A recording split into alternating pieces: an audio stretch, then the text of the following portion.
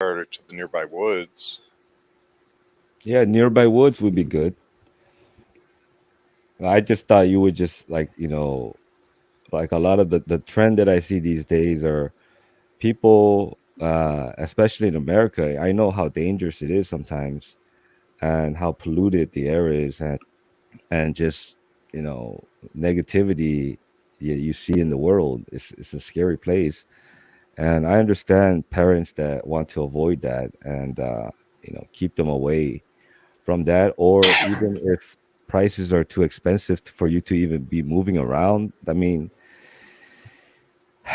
that's really a shame that we can't even consider driving or taking our family on a road trip, going on little journeys like this, and having free time and having able and, being able to enjoy life. I think part of enjoying life is not staying home all day. That's not the best place, is it? Um, I mean, we got a trampoline for the kids in the backyard, and so we'd go on that sometimes outside. And throughout the summer, I took the kids to the park almost every day. And then Saturdays we go out street preaching as a family. And then sometimes we have social engagements like a barbecue or something on Sundays. If our families want to go outside, sometimes we do that in the yard. That's cool. Then why don't you? So you're saying that your excuse or your reason for not or buying cannabis is that you don't like going outside. So I just thought that, like, okay, maybe he really avoids going outside at all costs. Maybe I was wrong there. I don't know. I don't. I'm kind of confused. I just don't like going running errands in my car. It's really not worth it when you can just buy stuff online and you're taking. I mean, I go in my car places if it's important to me, but it's not important to me to go in my car to buy stuff if I can buy stuff online in general. Like everything I need, I can buy online. So I only do it if it's like something important, like going to the park. Yeah, I'm not really talking about errands. I'm talking about like enjoyment. I'm talking about, God's original intent for us to be out in the nature, getting fresh oxygen, getting sunlight, getting, wind, and getting, the sounds that comes from the nature, how peaceful it is, you know, going out to, these places to see and to experience. It's different, man. Just being in your backyard every day than going to a new place with like a uh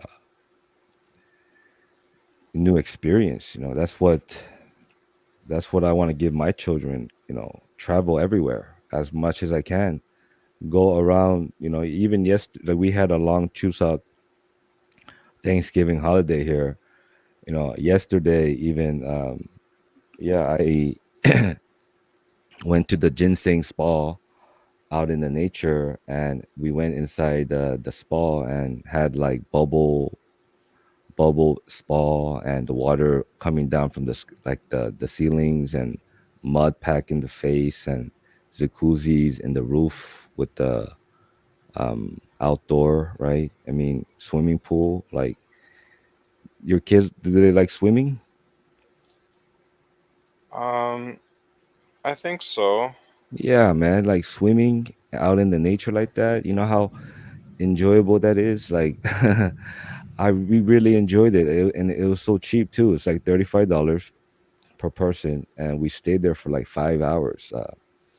Just in the swimming pool indoor. They have a warm room, and they have like stone rock. You lay there and it's warm. It's like that. It's, they give you ginseng liquid into the pool. They pour something, and it was just like amazing time for your sanity, for your heart, for your whole being. This is something. Even going, like I said, I went on a nature. walk with my family where there was a lot of trees. And man, just walking around, everybody's in a good mood. I wonder why. They're getting the terpenes. The terpenes. Like, man, people really neglect the smell part, because with their eyes they can see, with their mouths they can taste, and the ear they really don't really um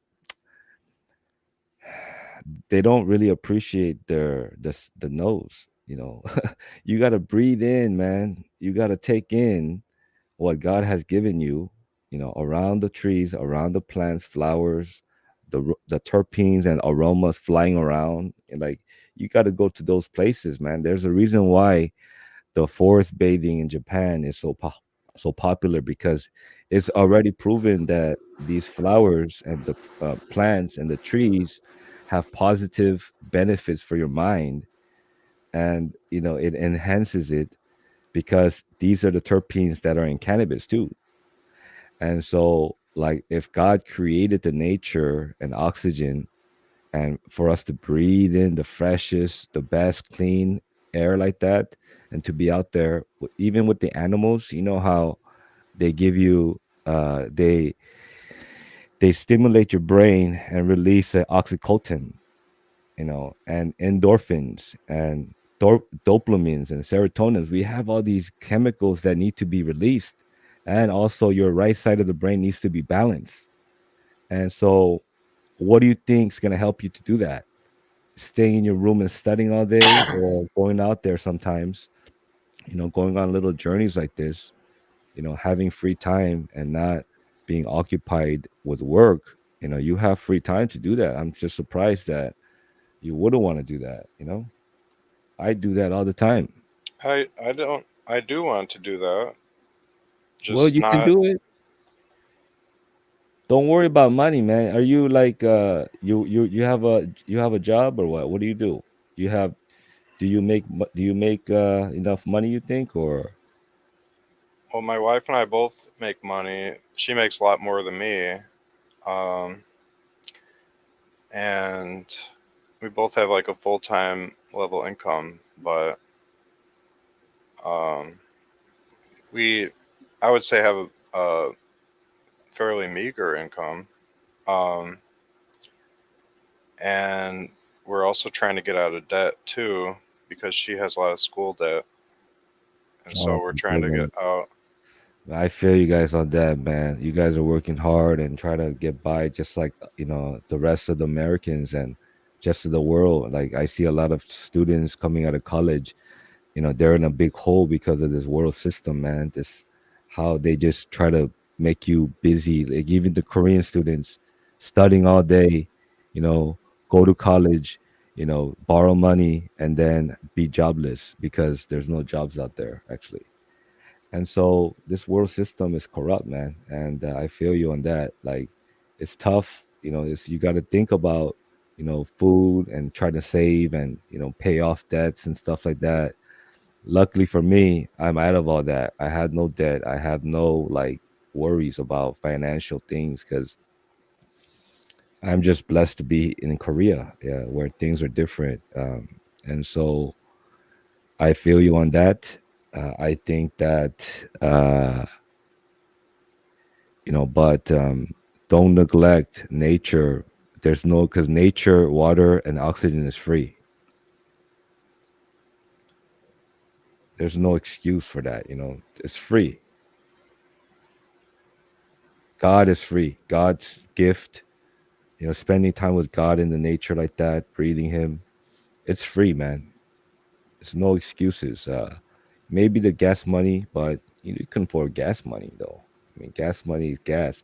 I don't worry about gas money or air conditioner money. I turn on the AC all day. Sometimes, I have to, because I got students coming here in my study room business here, and I like to stay cool, but I open the window sometimes and get the AC at the same time. I'm not, I'm not like, I'm not trying to waste electricity or energy, but I'm also not really worried about, like, gas money, food. That these are basic necessities that we need to. Like, God's gonna provide that. So My uncle, he only ate like some cheap food every day and saved. He never even turned on the air conditioner. Pretty much what's the most shocking thing I saw was he doesn't flush the toilet two times. He pees and then he waits, and then the second time he pees, then he flushes. You know, but it was a shame that he lived so thrifty like that, so cheaply. And then when he died, he left like so much money in his bank, and his wife took it. Um, you know, Now she's well off, but my uncle could have lived like a king, pretty much ate anything he wanted and turn on the air conditioner and not worry about the water bill so much and gas money and all that, being stressed about these worldly things. Instead, he could have just lived comfortably without worrying so much, and he would have lived fine. We have enough money saved up, like a little gas money to a 2-hour drive. You know what I'm saying? Like going somewhere with your family like that, it's like that's the meaning of life, bro. Like enjoying nature, being out there, being free, having free time. And I know your wife works, so you might not be able to do that because she might be tired and she doesn't want to do all that, right? Is it true? Um, no, she's looking forward to starting to do like nature trips again. I mean, Oh, we're big okay. on nature trips. We like camping. We like Yeah, whitewater. We like rock climbing. that's awesome, We bro. like hiking. We like Love to hear that. biking. Awesome. Um, but we haven't been doing it because starting to have kids, they can't drive for very long before they start feeling really bored and complaining and stuff because they're so young. They're still under 3 or You don't under love, you 4. don't, do you correct them? I spank them sometimes, but their understanding is so limited. So the I spankings would, are also limited right now. I wouldn't spank them with my hands, bro. Oh, really? No, never. Your hands are meant to be loving them and touching their face. You don't want to hit them, and they're gonna develop this fear of your hand. You don't want to do that. And also you might not be able to control your anger. So what I did was, I know that spanking is allowed in the Bible, and I follow God's wisdom in that. I just got a straw, like a balloon straw that was more sturdy, but it would never like harm them. It was just a straw. It's like a little whip. So I used the straw, only the straw. I never used anything else, and it worked magically. Like it worked perfectly. They're fearful. They still have that fear and respect, like Asian culture. We respect. We demand some kind of we want our kids to be disciplined and be respectful, to adults and parents. We don't want to be like, I imagine like Chris Osella. He doesn't have a relationship with his parents. He doesn't have relationship with elders. Why? Because of that disrespect culture. Maybe he didn't get spanked, you know and so spanking, like with the straw, and never in anger, and never with your hands.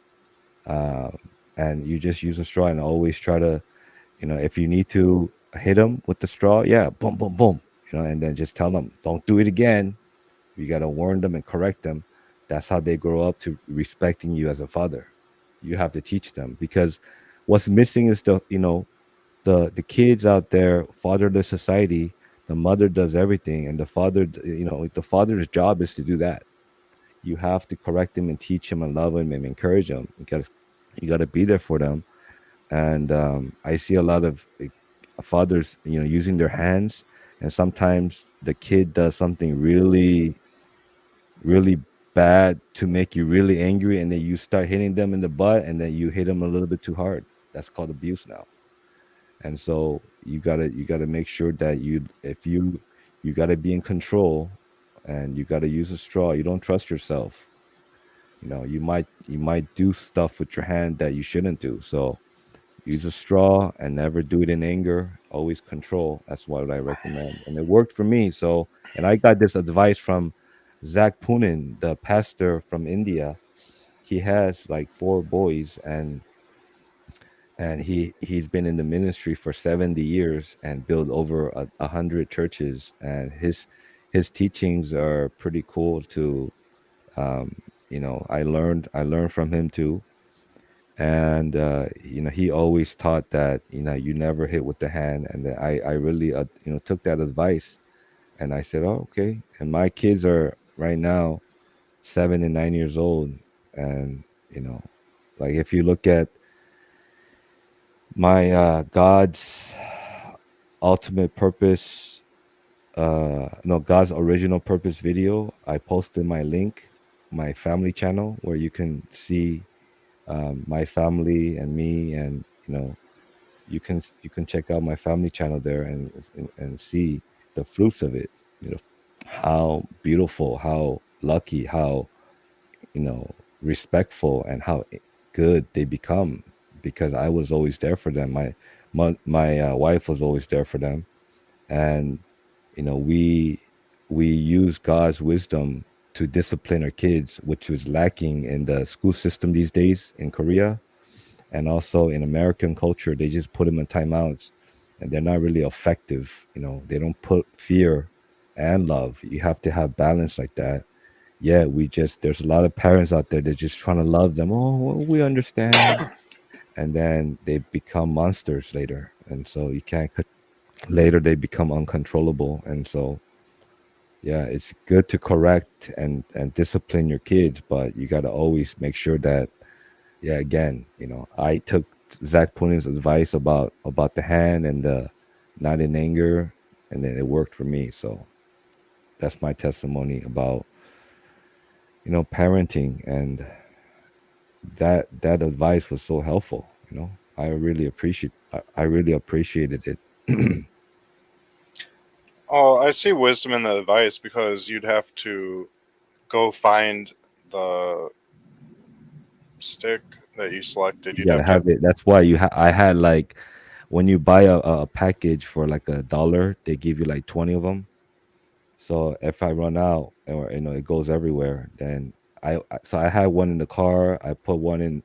Basically, you always keep it around just in case. But I haven't spanked my kids for over like a year, I think. I didn't have to do it often because we were always loving, like only spending time.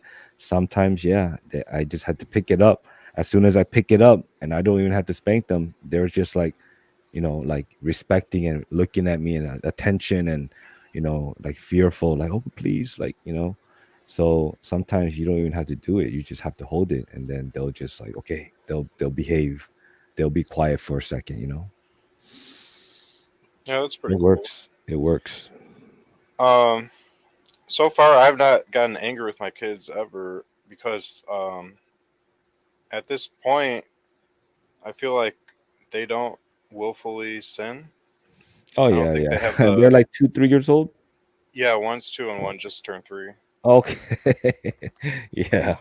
So I just see them like as just innocent and so simple and cute. It's hard for me Right. to get angry. Now my wife does get angry.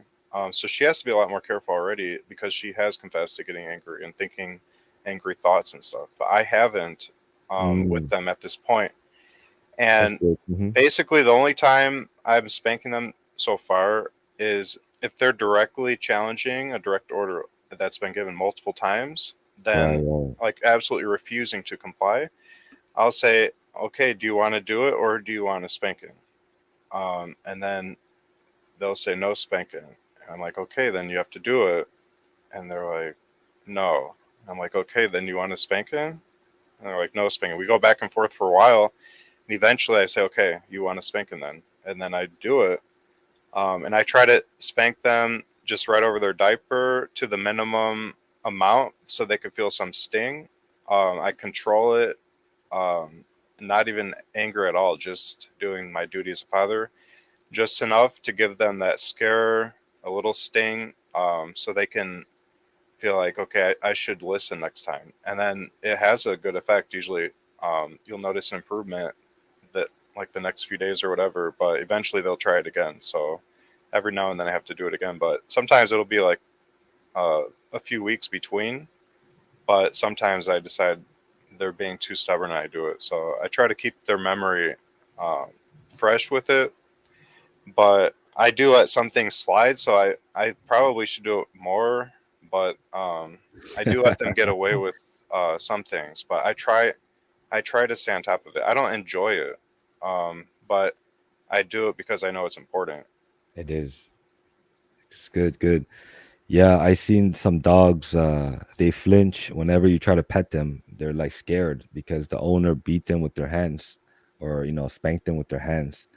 And so, I never want to use my hands to spank my kids, man. That's one advice I took. And yeah, because when they get older and they misbehave more, and you can see intentional, like, misbehaving things that they do, and at that spontaneous rage of the moment, and you can't control your anger, like it can lead to that. So Yeah, I agree. be I think careful. that flinching shows that the owner is hitting out of nowhere, like without warning and without letting it be known verbally. This is what's going to happen, and here's why. Um, and so that's like just doing it out of the flesh, in my opinion. But Yeah. if you're giving a stern warning, or you're saying, okay, you just crossed the line, you shouldn't be doing that. You maintain a calm voice, and then you say you're going to get a spanking, and then you approach them calmly, you spank them, and then immediately as they're crying, you hold out your outstretched arms to give them a hug and comfort them and tell them this is why it had to happen. I still love you. I have to do this. The Bible says you have to be a good baby, this and that. Then you're calming, soothing them, letting them know you still care. You're not hating them now or something. So you can reassure them and stuff like that.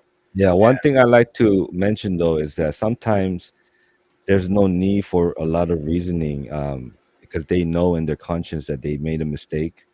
And sometimes, like, if you try to reason with them, like my daughter, she will, like, she's only 7, so she wouldn't know how to, like, basically it just leads you to be in your mind too much, and more excuses come out. And so sometimes I'm saying, like, yeah, you got to explain things to them, and they know. Once they know, that you don't have to keep explaining, okay, I'm gonna hit you. Okay, what I'm saying. Sometimes they already know that it's been like you did it 100 times already, and sometimes you don't even need to say anything. They just have that guilty face, that look, that conscience, tells them. And so sometimes, not so much words. Sometimes that really helps. yeah, I could see that, especially as they get older. Right now, they're Yeah. so young. I feel like the more I can explain, the better, because they may not understand, but just hearing my tone could be Hmm. important, just to let them know, like, I care. I'm okay. You're not like being abandoned by me now or something. I still love you. So Yeah. Yeah, yeah, yeah. So life is so enjoyable. Spending time with their kids out in the nature, uh, you know, with even with the family, like a friend, and being one with them, and having fellowship in God, sharing a meal together. I think that's the ultimate purpose of God. I was going to make a video about that. The ultimate purpose of God is to do that, to be around with people, fellowship, be one, that's the meaning of life, isn't it? And eat well together and live well, be healthy and happy. Because alone at our house, man, like, we gotta when I moved to my new apartment, right now, this current apartment, we're kind of like leasing it. We have this system called Chance, where we put, like, basically the whole, like, 80% of the value of the money. And once we move out, we get that back though. But as we haven't been inviting people to my house like that much, this apartment. But my new apartment, yeah, I'm gonna invite a lot of people to my house, and try to build fellowship, share a meal, make some very delicious food. Like, I like to cook Mexican food. I love eating guacamole. Put chili peppers because it has a lot of vitamin C, lemon juice, make that good guacamole, and I love to serve people and share and give. That's what I would wanted to do. And if you have that opportunity, you know, like that would be the ultimate goal, wouldn't it? Yeah, but there is another side, another perspective to bear in mind, which I want to read a little scripture passage, because sometimes people can think when a Christian talks like the way you're talking about that we're saying God does not want anything hard to happen to Christians, and I'm not saying you're saying that, but I just want to share this just to give a more nuanced perspective in the conversation of both sides. Okay, so in Hebrews chapter 11, verse 32, it says, "And what more shall I say? Time will not allow me to tell of Gideon, Barak, Samson, Jephthah, David, Samuel, and the prophets, who through faith conquered kingdoms, administered justice, and gained what was promised, who shut the mouths of lions, quenched the raging fire, and escaped the edge of the sword, who gained strength from weakness, became mighty in battle, and put foreign armies to flight. Women received back their dead, raised to life again. Others were tortured and refused their release so that they might gain a better resurrection. Still others endured mocking and flogging, and even chains and imprisonment. They were stoned, they were sawed in two, they were put to death by the sword. They went around in sheepskins and goatskins, destitute, oppressed, and mistreated. The world was not worthy of them. They wandered in deserts and mountains and hid in caves and holes in the ground. These were all commended for their faith, yet they did not receive what was promised." So basically, we can be blessed in this life, especially if we've lived really all out for God and we're serving God and He's pleased with us. He can give us blessings if we've been faithful to give when He asks and do what He tells us to do. As Deuteronomy talks about, He can bless us for that. So I agree with that. But we may also go through fiery trials and times of poverty and whatever for His name's sake, to test us and whatnot. So there's both sides to it. But I would say, like, as far as God's purpose for man, in an ideal world where everyone's obeying, that's true. But sometimes He has a purpose for us to go through times of difficulty and lack, and not lack. He'll give us enough to meet our need, but maybe not abundance at some times if we're going through a trial or something. I understand what you're saying. I'm saying that God's ultimate purpose is for families, brothers to be joined together, build up the body of Christ, the church, which is the assembly of the called ones, ecclesia. And so when the body is joined together, we can share a meal, and the meal doesn't have to be expensive, brother. It can just be a meal. It can just be, a healthy meal that it doesn't, I mean, the money is not a factor here that much. Inviting somebody to your house or going to their house and building fellowship, this is what I'm talking about as God's ultimate purpose, ultimate goal.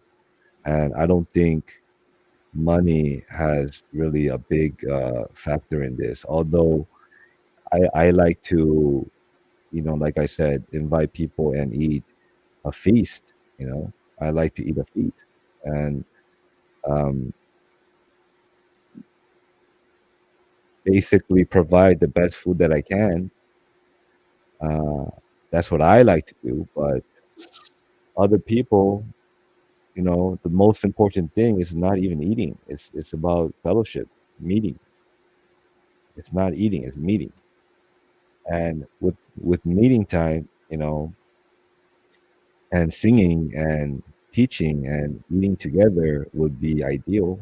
Like if I had a healing center, it would be out in the forest, eating God-made food and being out in the nature together and just find a good shade, good breeze, good wind, good oxygen, good view, and you have people that you can live there without worrying about money, and you have everything you need: shelter, clothes, food, and people around you. That's what the people around you is God's ultimate purpose. That's what I'm saying. That's what I'm look. That's what God is looking for, isn't he? Well, I'm not sure what you mean. I would need some clarity. So you're saying you said a nature center, like a encampment of Christians. You're saying? No, no, no, no, no. That's my healing center that I envision because I think the best place to heal and the fastest way would be for people to be around other Christians that out in the nature because the research already proves that it's the healthiest way. And not only are you eating God's food, but you're being around people and you're spending time with God out in the nature. And what I'm saying, healing like that would be the best way. But my what I'm saying about God's ultimate purpose is it doesn't even have to be out in the nature. It can be your community, your locality where you're joined together as a family. Now you're putting each other accountable and having responsibility and putting this time for God to build up each other. That's what God wants. That's what I'm saying. That is God's ultimate purpose.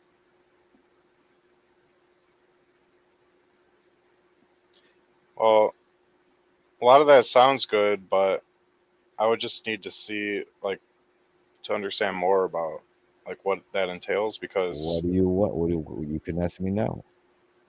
well, like a lot of cults will have like some type of outdoor farm or something that everyone tries to live there, and Yeah, yeah. Again, get out of your head. Okay. Think that's what about it what the sounds Bible like a says. little bit. Think about what the Bible says.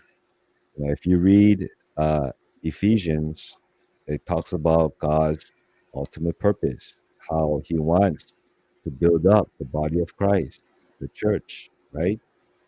And you keep thinking about the nature thing, but I just told you it can be in your community, your locality, your city. And the most important thing is for you guys to be assembled together and join together and build fellowship, sing together, and be one with each other. That's what I'm talking about here. Well, you said something about living there too, right?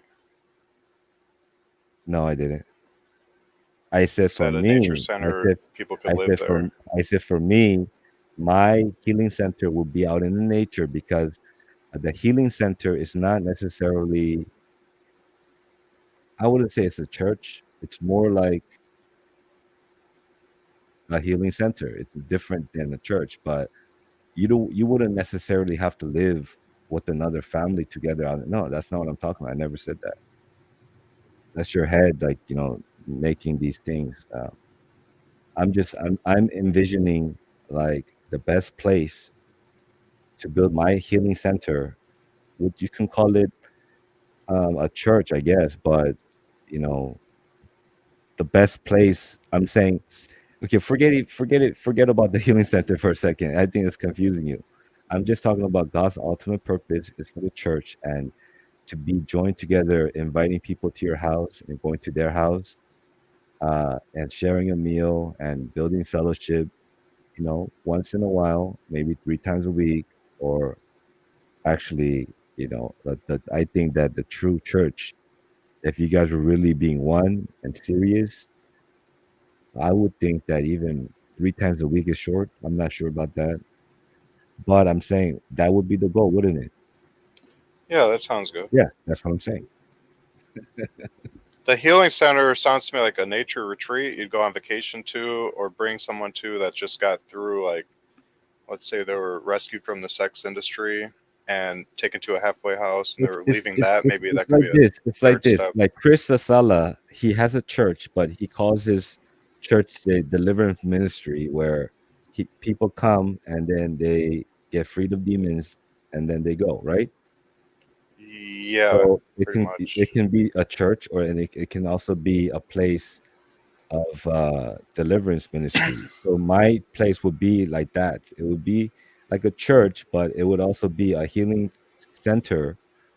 I don't even know why I'm telling you my personal goal of my healing center.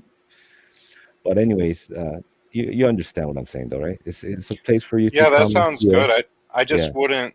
I wouldn't. Okay, my one concern would be if someone goes there and they see it as their own personal Garden of Eden paradise, and then they never work again. Because you said they wouldn't have to worry about money there, so they would just never work again and become lazy, and that could be a recipe for a lot of things. We're supposed to be Yeah, workers. again, if you were listening to my videos, I never, I don't respect people who do that. That's being too one-sided, seeking pleasure too much. I think that, even King Solomon said it the best. He says, we have to enjoy your life, have freedom, but also work hard. So working hard doesn't mean putting stickers on boxes all day. I mean, that's not my true work. That's not my true calling. My true my true calling would be, to help people. And some people might be called to help animals or the environment, be a humanitarian like Princess Diana, Everybody has their own special passion and calling. And so I'm saying that even if you were blessed with a nature, out in the forest house, and you have, waterfall and the lake, and you have beautiful mountain, and you have a place where people can heal. You have like rooms with aromatherapy and all that. Like if I can have that, that would be great. But then, my purpose in life would be to help people, and so my working hard will be to help people, not necessarily for money. See, that's the different level right there, bro. I'm not working for money anymore because the money is there. I'm working for God. Like I'm doing His work. And right now, I'm blessed to do that right now half of the time. Hopefully, I want to get into God's work like that full time and be around people, because people need you. Your family needs you too, but your work, if your true passion and purpose in life is to help people, you got to be out there with the people and meet them, eat with them, spend time with them. Because if I'm able to spend time, with the brother who comes to the healing center 24/7 for 5 days, and he's getting my energy, my, you know, you know, being in the heart more. That would be the goal, is to put him in his heart more, you know, and and so that would heal him. That would be the best way to heal. And so, I'm saying that that would be that would be the way. Work hard and have this free time and do God's work.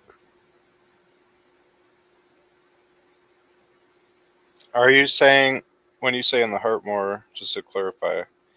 So obviously, we don't want to walk after the flesh. We want to be in the realm of the spirit. And Hmm. then when we're in the realm of the spirit, we can be still in our mind, or we can be in our heart when we're in the realm of the spirit. So you're saying spend more time in the realm of the heart while in the realm of the spirit, correct? Yeah, walk in the spirit more, and spend time with God, and then a lot of people have problems mentally because they're in their mind too much. They have negative thoughts, they have anxiety, they have they're self-conscious, they're not confident in their looks. But if somebody gets healed and they're confident, they lost 10 pounds and their face is looking better, and they're lighter, and they feel much happier and more healthier. That's what the healing center will do, make people healthier like that. That's one way to boost your confidence, help you to do activities more for the heart. Singing, like I said, it has a direct frequency to your heart, the music. And like even going fishing or going walking, or uh, going into the cold water, going into the jacuzzi, meditating in the warm room or steam room, and doing these activities together, enjoying the nature, enjoying freedom, enjoying having no stress for 5 days like that, is gonna heal people. Okay, so 5 days is kind of the vision. That No, I'm I'm not with. I'm saying for like, that. I'm not really like, it doesn't have to. It can be like 2 weeks. It can. I don't know. I'm just saying like for 2 weeks is fine too. I just yeah. would not like it if someone said I'm just going to be irresponsible and stay there for 10 years and not ever work again or something. Yeah, I see what you're saying. Like, Yeah, yeah. I think my healing center will be a place where somebody comes in, they get healed, and if they want to be joined together with me, then they would have to work hard and help other people too. That would be their goal, and I wouldn't allow people to just do that. You know, Then yeah, I'm all for it. I like that. yeah, Yeah. yeah. So you know, the the way I got this vision is just thinking about God made food, that's the way to heal. Imagine if in the time 5 days they were eating only delicious God made food. That would be the secret to heal because they're eating God made medicine, God made food, and they're getting nature, they're getting fellowship, they're getting God time meditation, and they're getting, they're just in their moment more, looking and smelling and listening out in the nature. They're not really in their mind too much, a lot. And so that's the goal, is to keep them there, right? And then man, think about the food they're going to be eating. That's the quickest way to heal. It's not the hospital way, it's not the world system way. I found out that secret. Like, it's not even a secret because it's so basic, but people forget that oxygen, water, sunlight, plants, God himself, fellowship, other people, even other people massaging you. Like, I figured out, like, you touch somebody's leg and there's a cold spot and a warm spot. You touch the cold spot a lot, and then you start massaging that, and it circulates the blood more. Warm up the blood. So that's how you start massaging people, like, that gift of healing with your hands.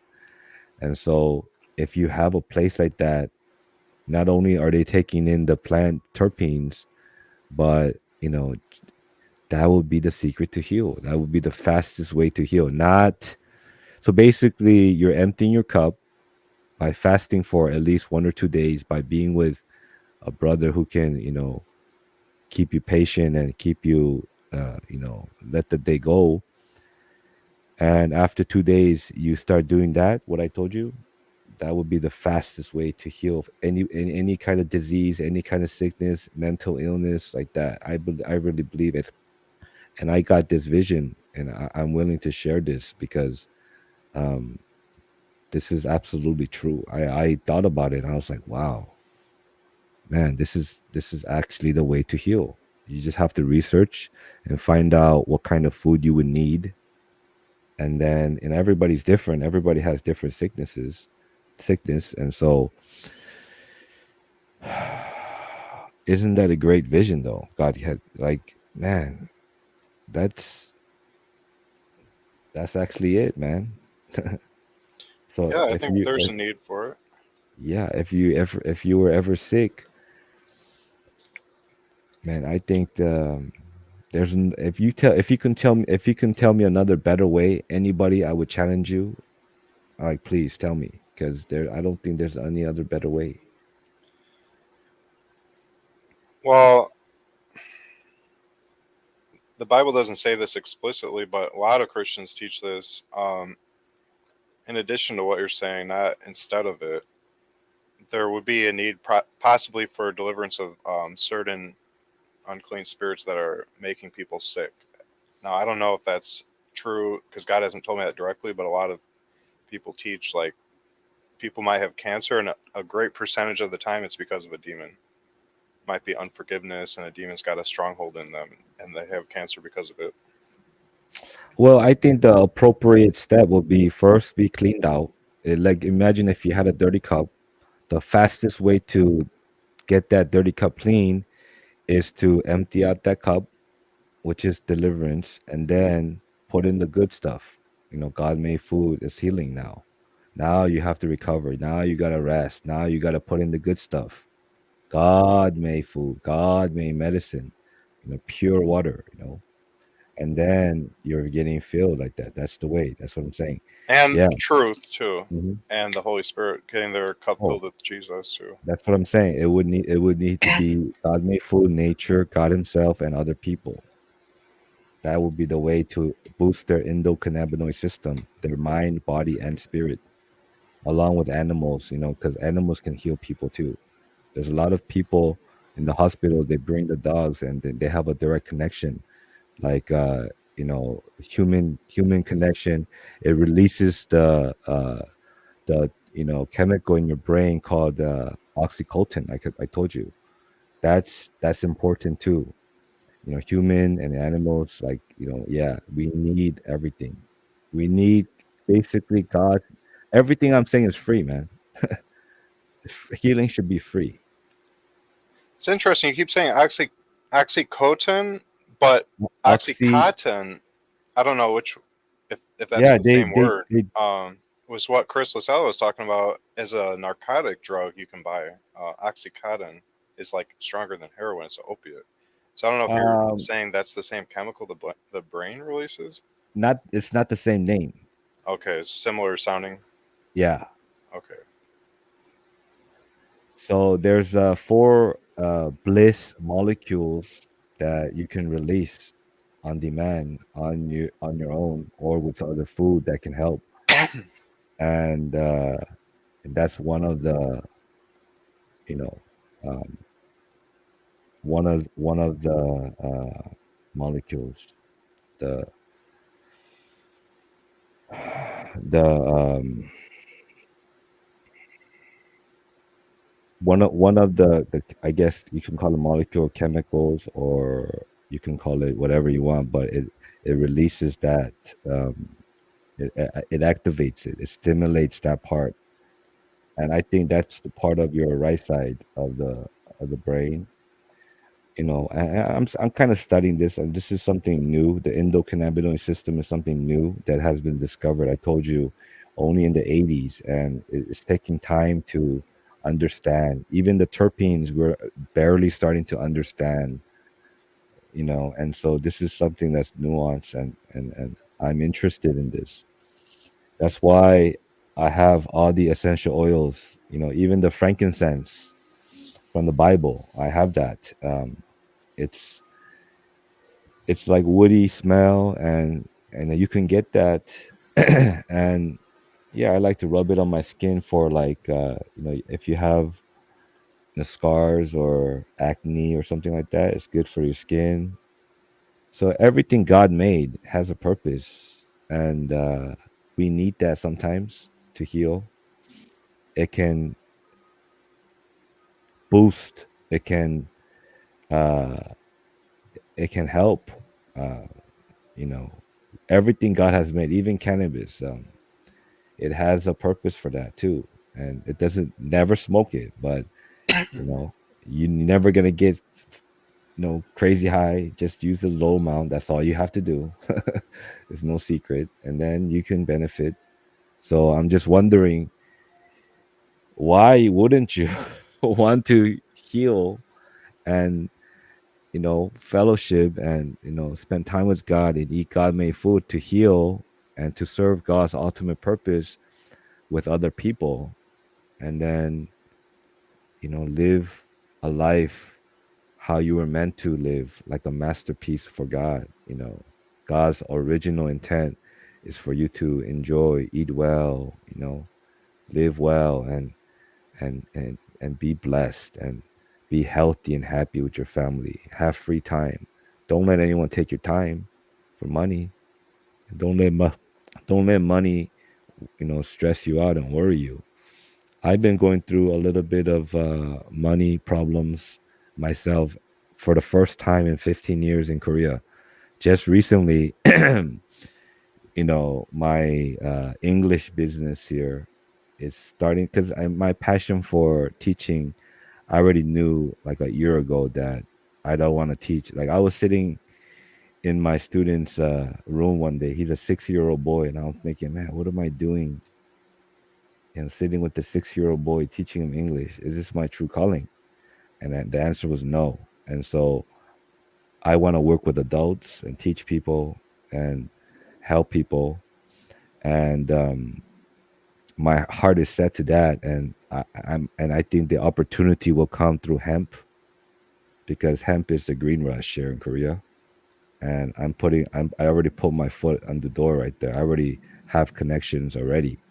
I already know I already know what I have to do. I already met people that have um they're like 75 or they're old, and basically they need to, give the business over, and I have to take over possibly, and I have these opportunities coming up. And so right now though, my English students are leaving though, because maybe they sense that, but a lot of them are quitting, and so my wife is a little worried, like, man, what do we, man, like, we gotta get more students. I never advertised in my life. It was all through word of mouth. For 15 years, the Lord blessed me, and I was faithful to quit my public school job. I worked there for about 10 years in the public school, and you know, as soon as my son was born, I quit that job. I was like, you know what? I'm getting paid a lot here, and this is a good job, but um, free time and spending time with my children is worth more. And so I left that job, and I started my study room, my my English business here, and it was going very well for 15 years almost. Well, not for 15 years. I would say I've been here 15 years, so probably after 10 years of working at the public school for maybe the next 5, 7 years.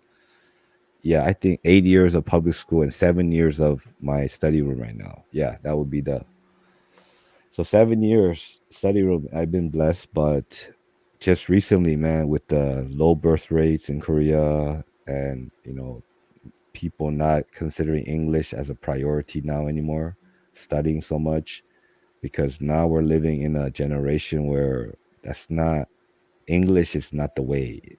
There's other ways to be successful, and I think people are realizing that. So there's not a lot of demands for and it's not only my business, but all the Hagwon business, the academies, businesses are suffering, and it's not only them too. It's a lot of the businesses everywhere.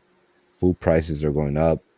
People are struggling, and so I understand. Like, I was worried about this the last 3 days, I think, because another student quit, and I got a text from the mother, and every time you experience somebody quitting on you, it's kind of like a little bit hard.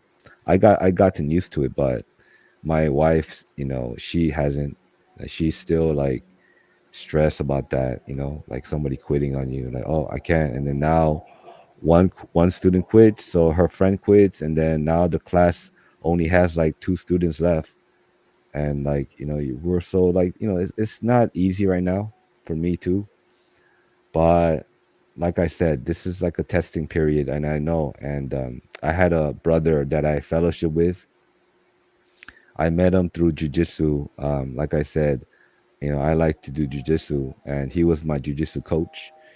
And his business failed after only 1 year. Nobody came. Not a lot of students came, so he had to close that down. And you know, he was a Christian brother that he knew that he should take 1 year off. He promised himself after working. He was a chemist major, and the Korean system, working, studying hard, and then going to college, and then chemist major, and then he had no job, so he did jujitsu. He was only a blue belt, and he wasn't even experienced, so he opened that business, failed at it.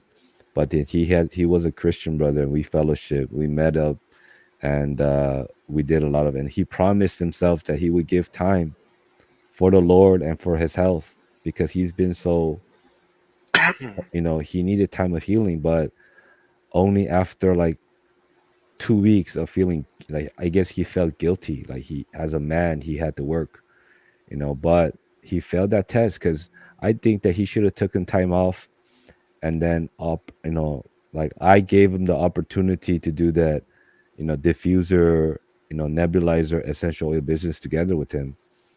And we were having fellowship date, like, not daily, but a lot. I was teaching him.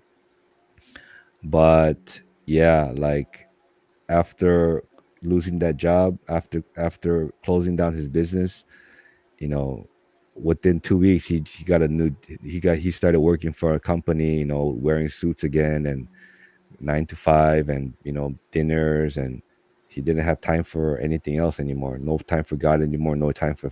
He started canceling the meetings, and I was like, okay, like, and somehow we just split apart. Like, he's no longer my brother anymore.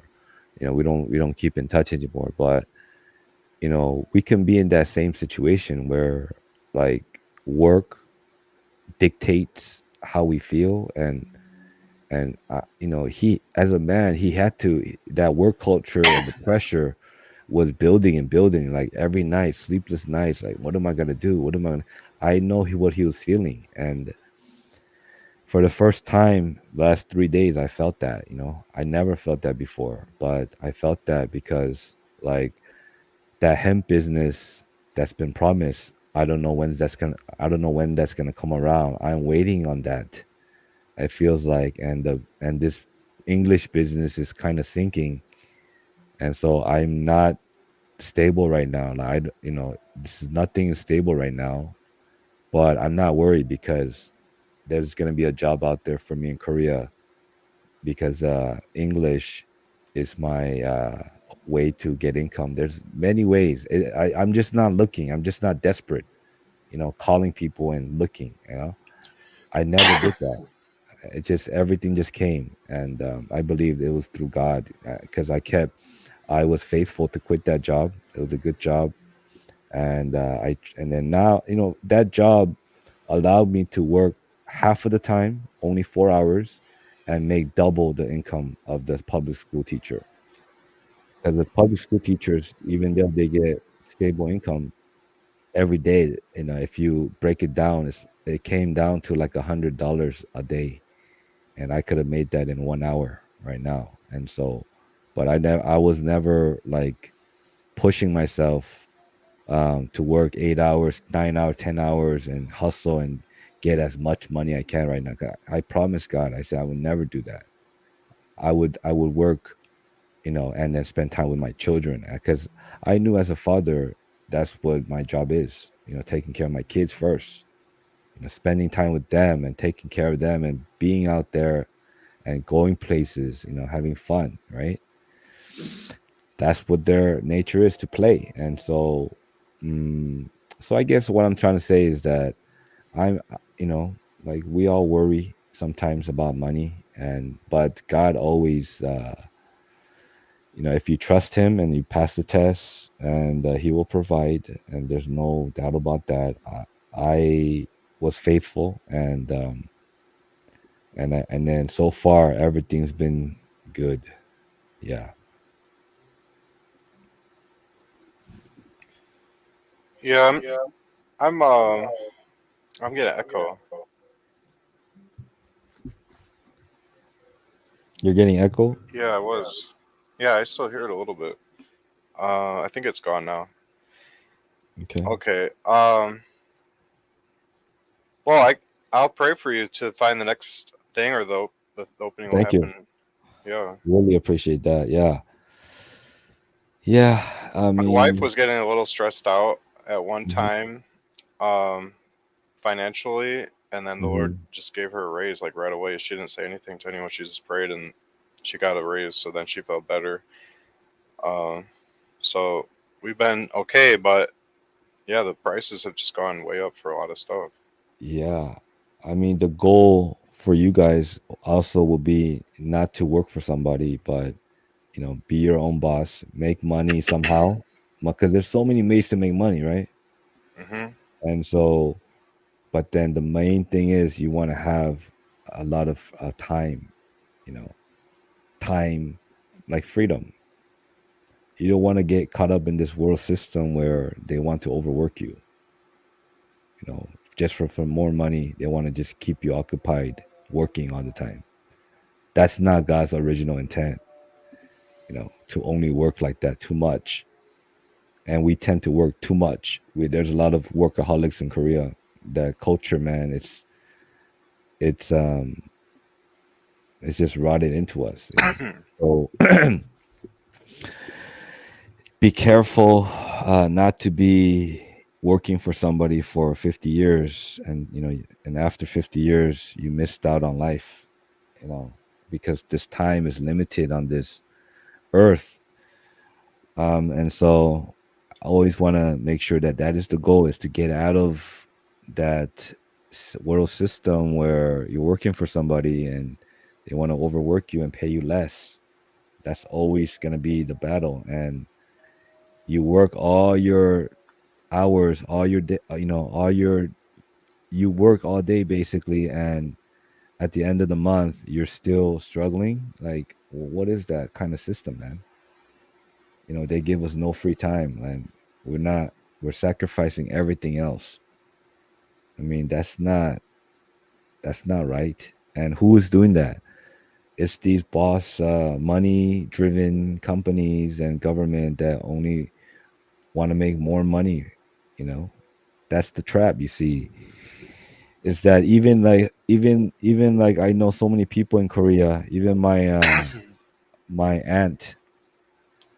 Like I told you, my uncle died, and she's well off now. She has enough money to retire. But then, and they were never rich, by the way. My uncle was a Vietnam veteran. He got hurt, so the government provided him with money every month, and he only sacked pleasure, didn't work, no purpose in life, and drank all day. And he died from some kind of disease.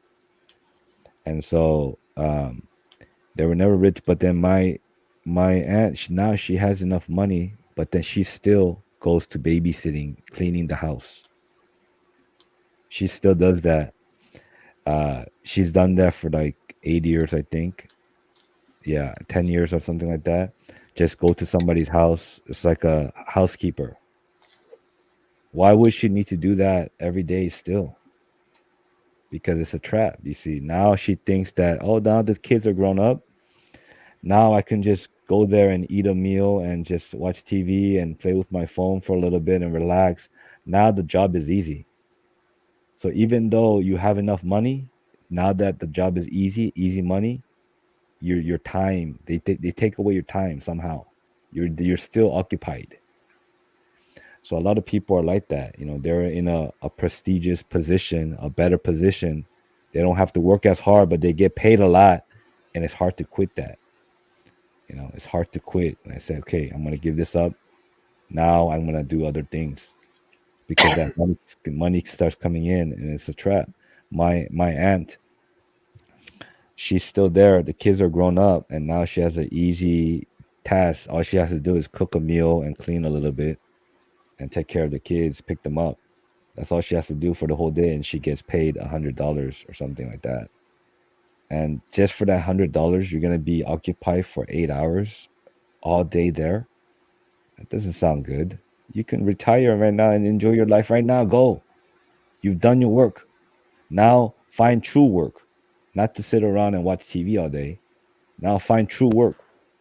Go out, help people, do something, work for God, right? Find a group, find a body to do some kind of thing together, like a passion, like an organization or charity, or some kind of work.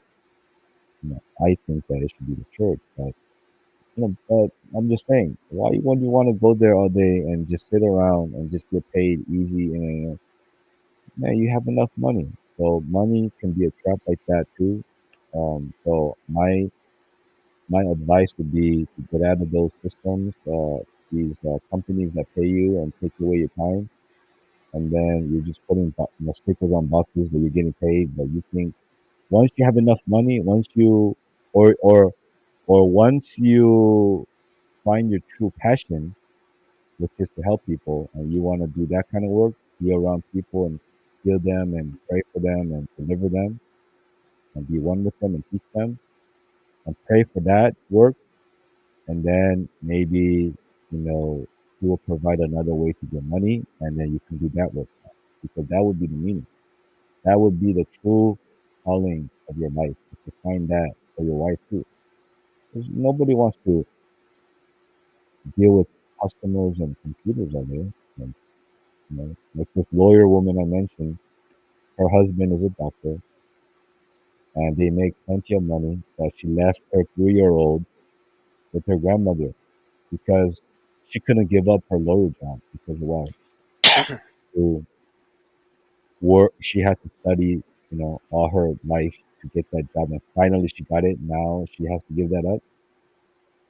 But the right thing to do is to yes to give that up and take care of your children and enjoy your life because if you have enough money, then why do you want to sit in the office and deal with criminals and be stressed and talk to them, criminals, and okay, how are we gonna plan it? That's your real, and I'm sure there's some people that are truly called to do that, and I respect that.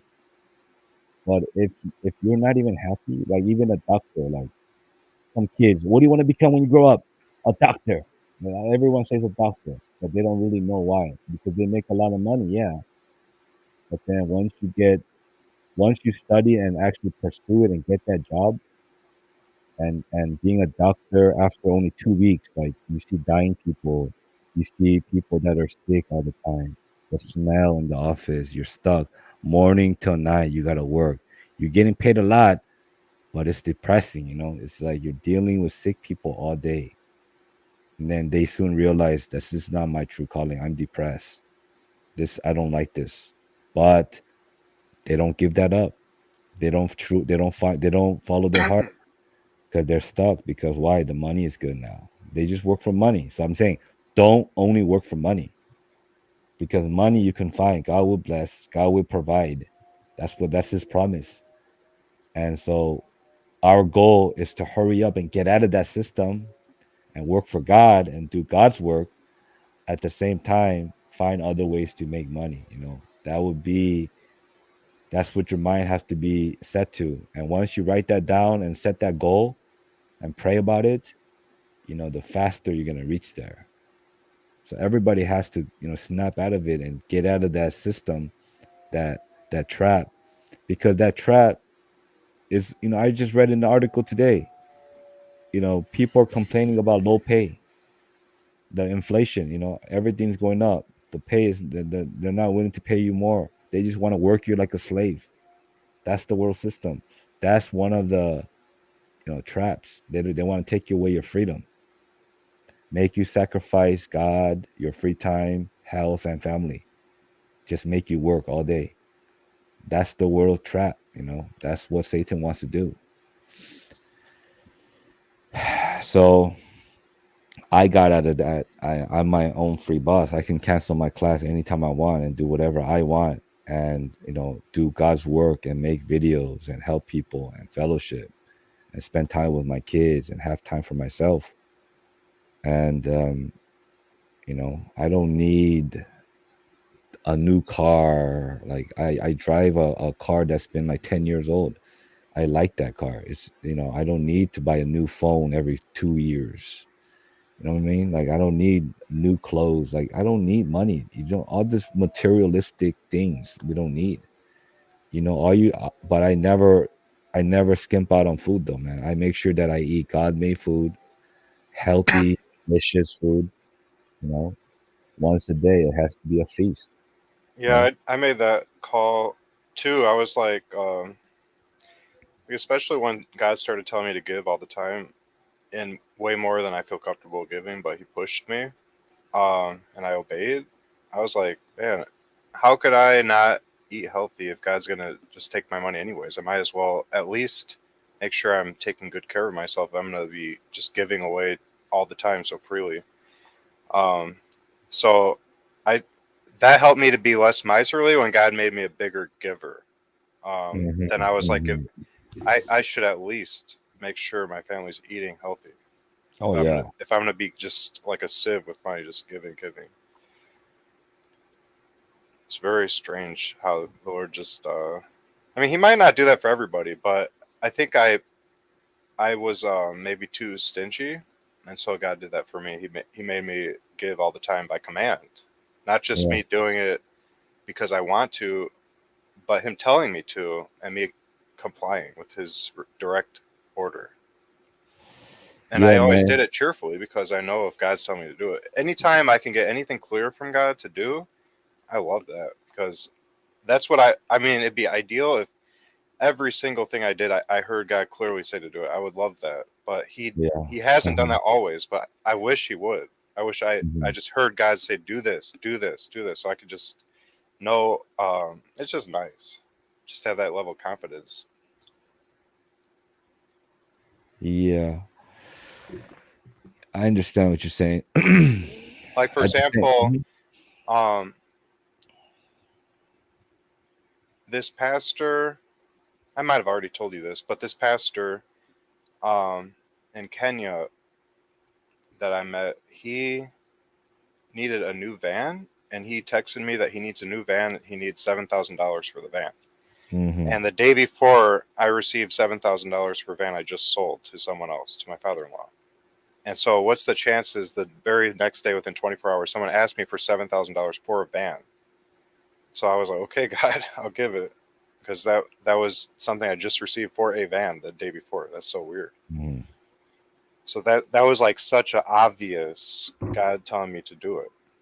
Mhm. And then the next day, I supernaturally got a free van. Mm. So it's just very like crazy stuff God's doing whenever He wants to, just to build my faith and test me and everything. So that type of stuff, it's like that's making you a big giver, whether you want to or not. I mean, obviously, I could say no to God, but that's crazy. I would not want to ever say no to God. Right, right. Yeah. Yeah, I had this good reminder yesterday that, while I was enjoying this, walk out in nature, like appreciating everything, like wow, like finally the fall season is here, and ooh, I'm looking forward to this the whole week with my family because they're not going to school, and everything is good, and I'm thinking like, you know, this is forever. Like his promise is that, life, it's eternal. And once we die, we don't just die and that's it. No, life goes on, in a different realm. I don't know how it's gonna be, but I imagine our conscience, our conscious level, our consciousness will still be there, and we can enjoy another.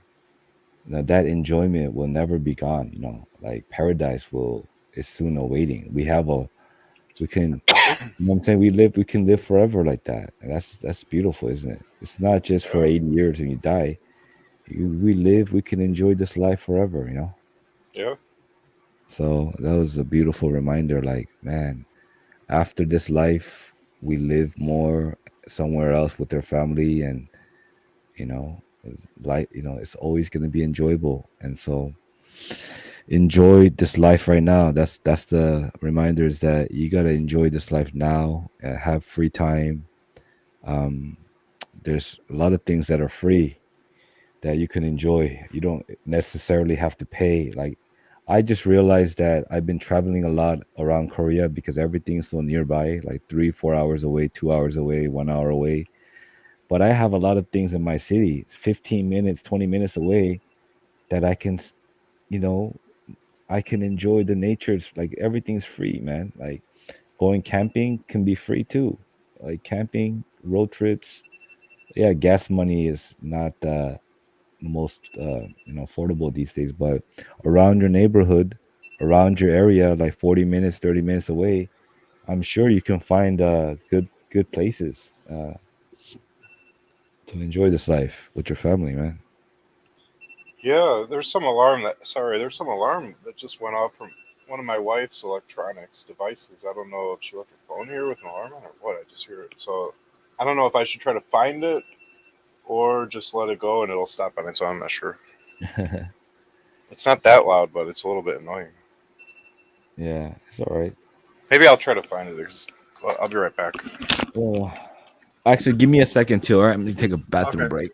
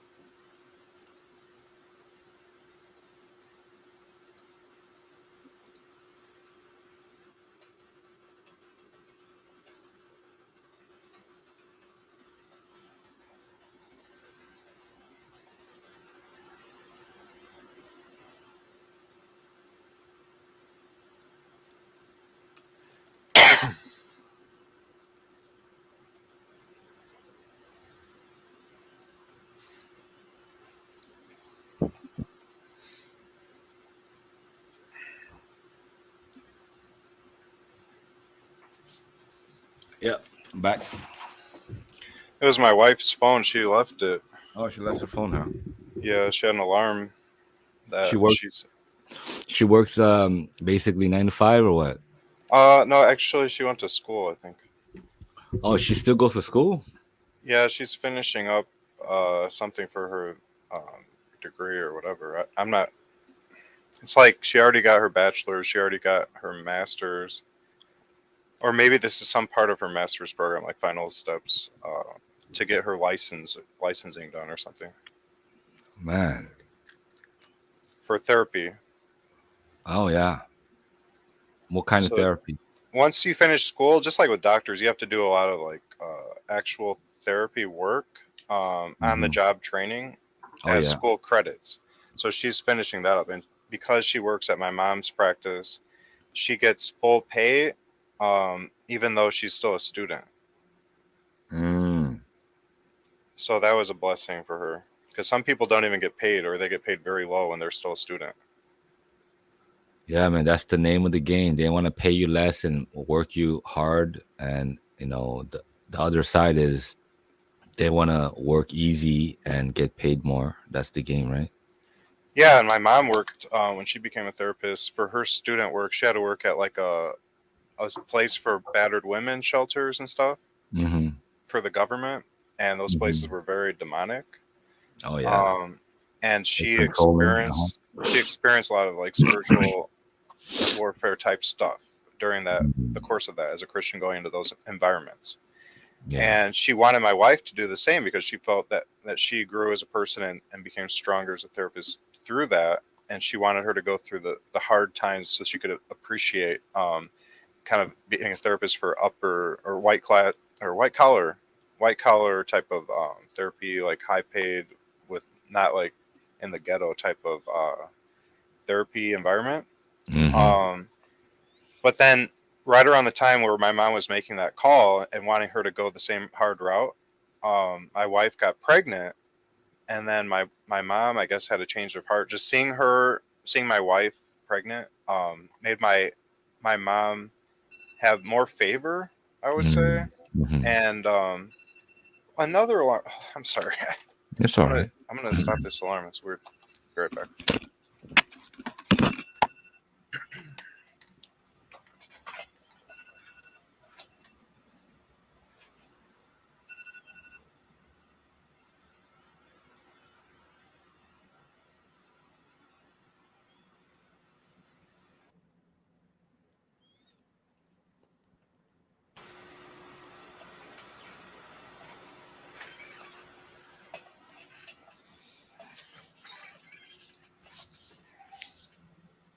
Sorry, sorry about that. It's okay. Yeah, she had two alarms set. One for Mm-hmm. 9:20, one for 9:30.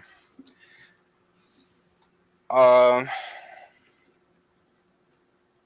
yeah, she sets little reminders for herself. So, what was I saying? Oh yeah, so yeah, when my wife got pregnant, my mom just had a change of heart and decided just to hire her at her own practice, full time, or not full time, but receiving full time level pay, even though she's a student. So that's like a big blessing for my wife and I guess, because I benefit too. She definitely didn't have to do that, so we got favor through that. Hmm. And it's not like we were like, oh, let's try to make more money and persuade my mom by having a baby at this time. We didn't think about that at all. That was just that all just happened outside of our um, strategizing or anything. It's just the Right. Lord. Amen.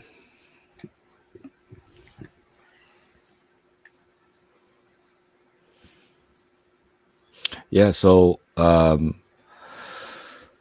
yeah, dual income, wife.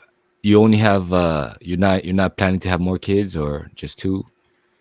Um, I didn't really have a set number. Just whatever the Lord wants is how I Mm. feel. All right. I don't care. Like I wouldn't, no matter what. I just am happy with the Lord. If I'm walking in His favor, I don't care about anything. Um, as far as like what I want, humanly speaking, I just feel like it doesn't matter. But I guess if I had to say humanly speaking, not spiritually speaking, um, maybe like 4 or 5 kids would be nice. I like having a big fun family. I think the more the better.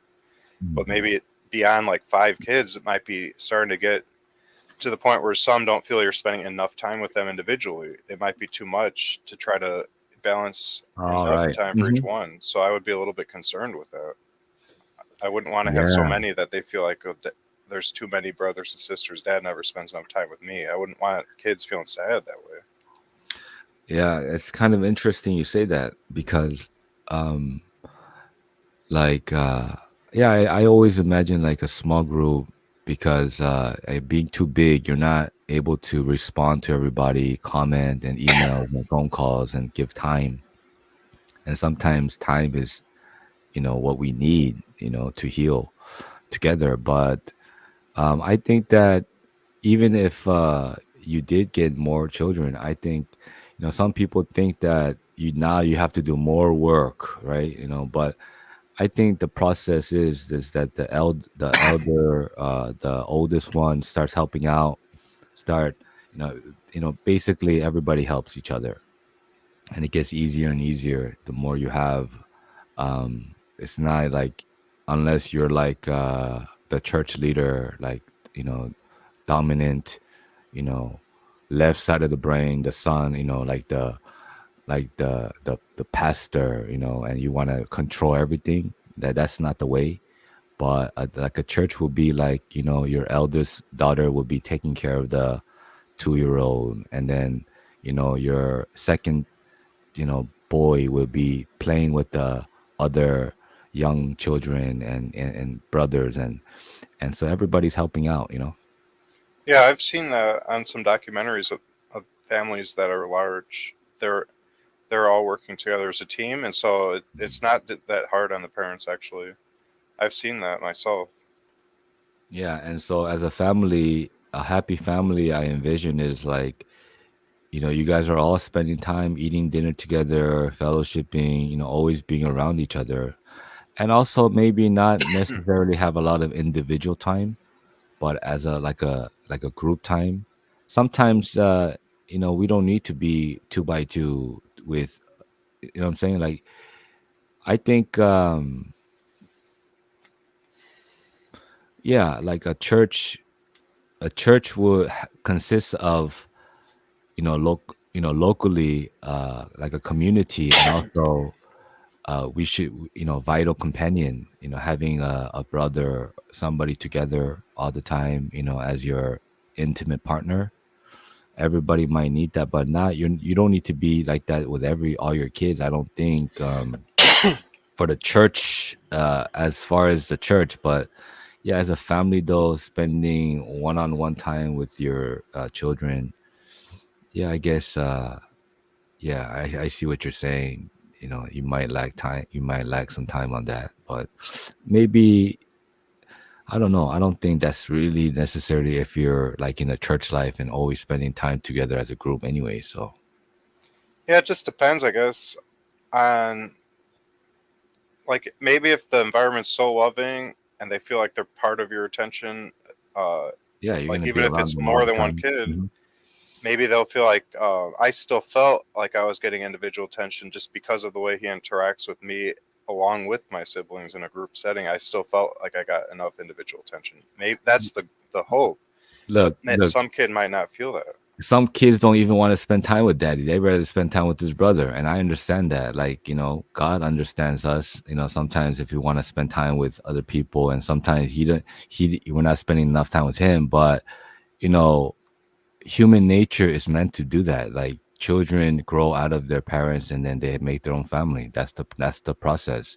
And so, if my kid, if they want to spend time with each other instead of me, sometimes I don't think like if you're in an environment like happy like that, ideally, if the father doesn't need like they already have enough family group time, spend so much time together, spontaneously. They don't really need. They don't even want one-on-one like what we're thinking like in their box. Yeah, I don't know.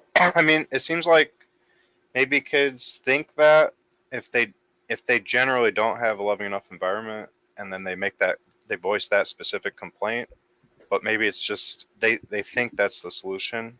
And so maybe if you are very loving and their whole environment is loving, they would never even say that. They would just be happy in general. So it might not be an Mhm. issue, but I've heard that type of thing before, so I'm just cautious. But Mm. the Lord knows, and he could supplement. If he sees I'm just doing the best I can, maybe he would just make that child feel in the right ways at the right times, the way I look at them, the way I speak to them, they would feel like they're getting enough. The Lord could cause them to feel that, supernatural even. Yeah, but like for me, I like just having two kids personally. Like if God asked me like how many kids you want, I would say one boy and one girl, and I got a boy and a girl. I preferred the boy being the first son, and I got that. He's the first son, and so I feel like two is enough for me, where I can give them my full attention and teach them. I teach my son like everything, jujitsu. We do always jujitsu together. We learn about God and things like that. I can be there, you know, like he's my brother, basically. I have to, I'd rather be with him than any other, just friend or church brother, because maybe my calling is to teach him, individually, like spend a lot of time with him alone, give him that, because teaching in a group and one-on-one teaching is like totally different, right? Like if you're able to spend time with one person, give him your full attention, I think that has more I guess it's more effective as opposed to teaching 20 kids or 10 kids in a group setting where you have to kind of slow down a little bit. So It's yeah. interesting to think. I wonder how much time Jesus spent one on one with the disciples. We usually see like the stories like group lessons and stuff, but I wonder if he spent a lot of one on one time that just wasn't recorded. That'd be interesting to know, but I guess we'll never know until heaven, unless I God think says it. that like I said, the church is the like the church, like universal church, and we got the local church, and we have the small group church. Like he sent two by two for a reason. He sent two by two to go preach. He spread them out in Acts. You can see that it's two by two, one on one. That's necessary, and also the group setting is necessary, and the church universally, like that's necessary. So I think all three are necessary. Seems like it would be a fun adventure to have the Lord pair you with somebody and just send you out with like Oh yeah. nothing, and then the Lord just opens up homes, opens up provision, and you preach every day or whatever. That would just be pretty cool. I wonder Let's do if it, Larry. You and me one day. We'll go to another country for a few days, and then just let the Lord lead and be in our spirit. That would be awesome. man, like if we did that just completely blind faith style, um, I think the Lord might do some miracles. Oh yeah, like two by two. I mean, that's where it's brighter. Like we said, that's his ultimate purpose is for two to three brothers join together like that and give your time 5 days like that wholeheartedly, where he can actually, we don't need to be worrying about other things. We sleep together, eat together, go out there, enjoy together, and then do the God's work together. Half of the time we do God's work, see how God leads, you know, even like three brothers will be even better, I think. But, after that, like four or five will be difficult, but two or three will be nice. Well, but mind you, there's a difference between, because I went with one brother, just the two of us. We went on a missionary trip, but I think the Lord might have done some things. It's hard to say fully everything that happens in the spirit. But we went with a very clear plan, itinerary, a schedule, everything, Hmm. and there wasn't room for just like random leading of the spirit. Oh And we yeah, didn't that's even I have don't like much that. time to fellowship, except if we want to Yeah, stay up late at night, like which we did like one time. But it, just to go like I don't even know if that's what you're talking about. But as far as like what happened in the Bible specifically, that scenario, they hmm, literally were told take nothing but the shoes on your feet, and then hmm. the Lord had to then do everything. Like they didn't even have money for food. They were trusting completely. The Lord would do everything, just open up everything needed, and that like it's like you're gonna see the Lord moving in a big way because you don't have a plan. Whereas like if you are following your own plan, it's kind of like putting God in a box. I mean, there's nothing wrong with it, but I don't think that would like provoke God. Like the Lord says, He rewards you when you fast. I feel like there would be a reward in it to just do something because humanly speaking, we would be like, well, where are we gonna sleep? What are we gonna eat? How do like this is unwise, like in human understanding. But if you're like this is like if we felt led that like I trust God completely, He would just do it all, and it would just be so cool to see His hand at play. I love seeing God work. That's my favorite thing, just to see it, and Oh I yeah, know we would see it. oh yeah, and a lot of people can testify that they experience God like that, and I experience God like that too, and I know He's real. So there's no doubt about that. Two together like that is gonna be powerful, and three is gonna might be difficult. Uh, but if it does, then it'll be more powerful. So the goal will be like, Jesus discipled 12, and so that's interesting. 12, like kind of completion, Um, so if 12 brothers, I'm not saying 12, I'm not really even sure about this, but I don't think it's 1,000 believers. Maybe universally, but locally, like your city in your town right now, the goal would just be one. Or even it doesn't maybe you and I were one. I don't know. It doesn't have to be locally. I don't know. But nowadays we have the internet and everything. But yeah, the goal would be one, and it would be two after that, and then I guess the church will grow. But you just have to be careful, because that one person, Judas, he might come in and he might try to destroy, right? So that would be precious, man. That would be like really special to have that. And you can get that definitely by even going out on a road trip and then finding people that will, like, God's working through them, and somehow like you go on these little journeys, and like God will make something happen. I don't know. Well, see, But even yeah. like road trip, like that diverts from the model shown there. If we're gonna try to like do exactly what they did there, we wouldn't be able to bring our credit card. We wouldn't have gas money. We wouldn't be able to take the car. We'd have to literally start walking and just like trust God to provide. and then maybe we just But set how long we plan to be gone. but like even the fast, there's like different types of fast. Only water fast, Daniel fast. Maybe that might be true where he might call two people to say, "Hey, go, just trust me." But also, realistically, he might be like, "Hey, you got to use your credit card, use your money when you need it, you know.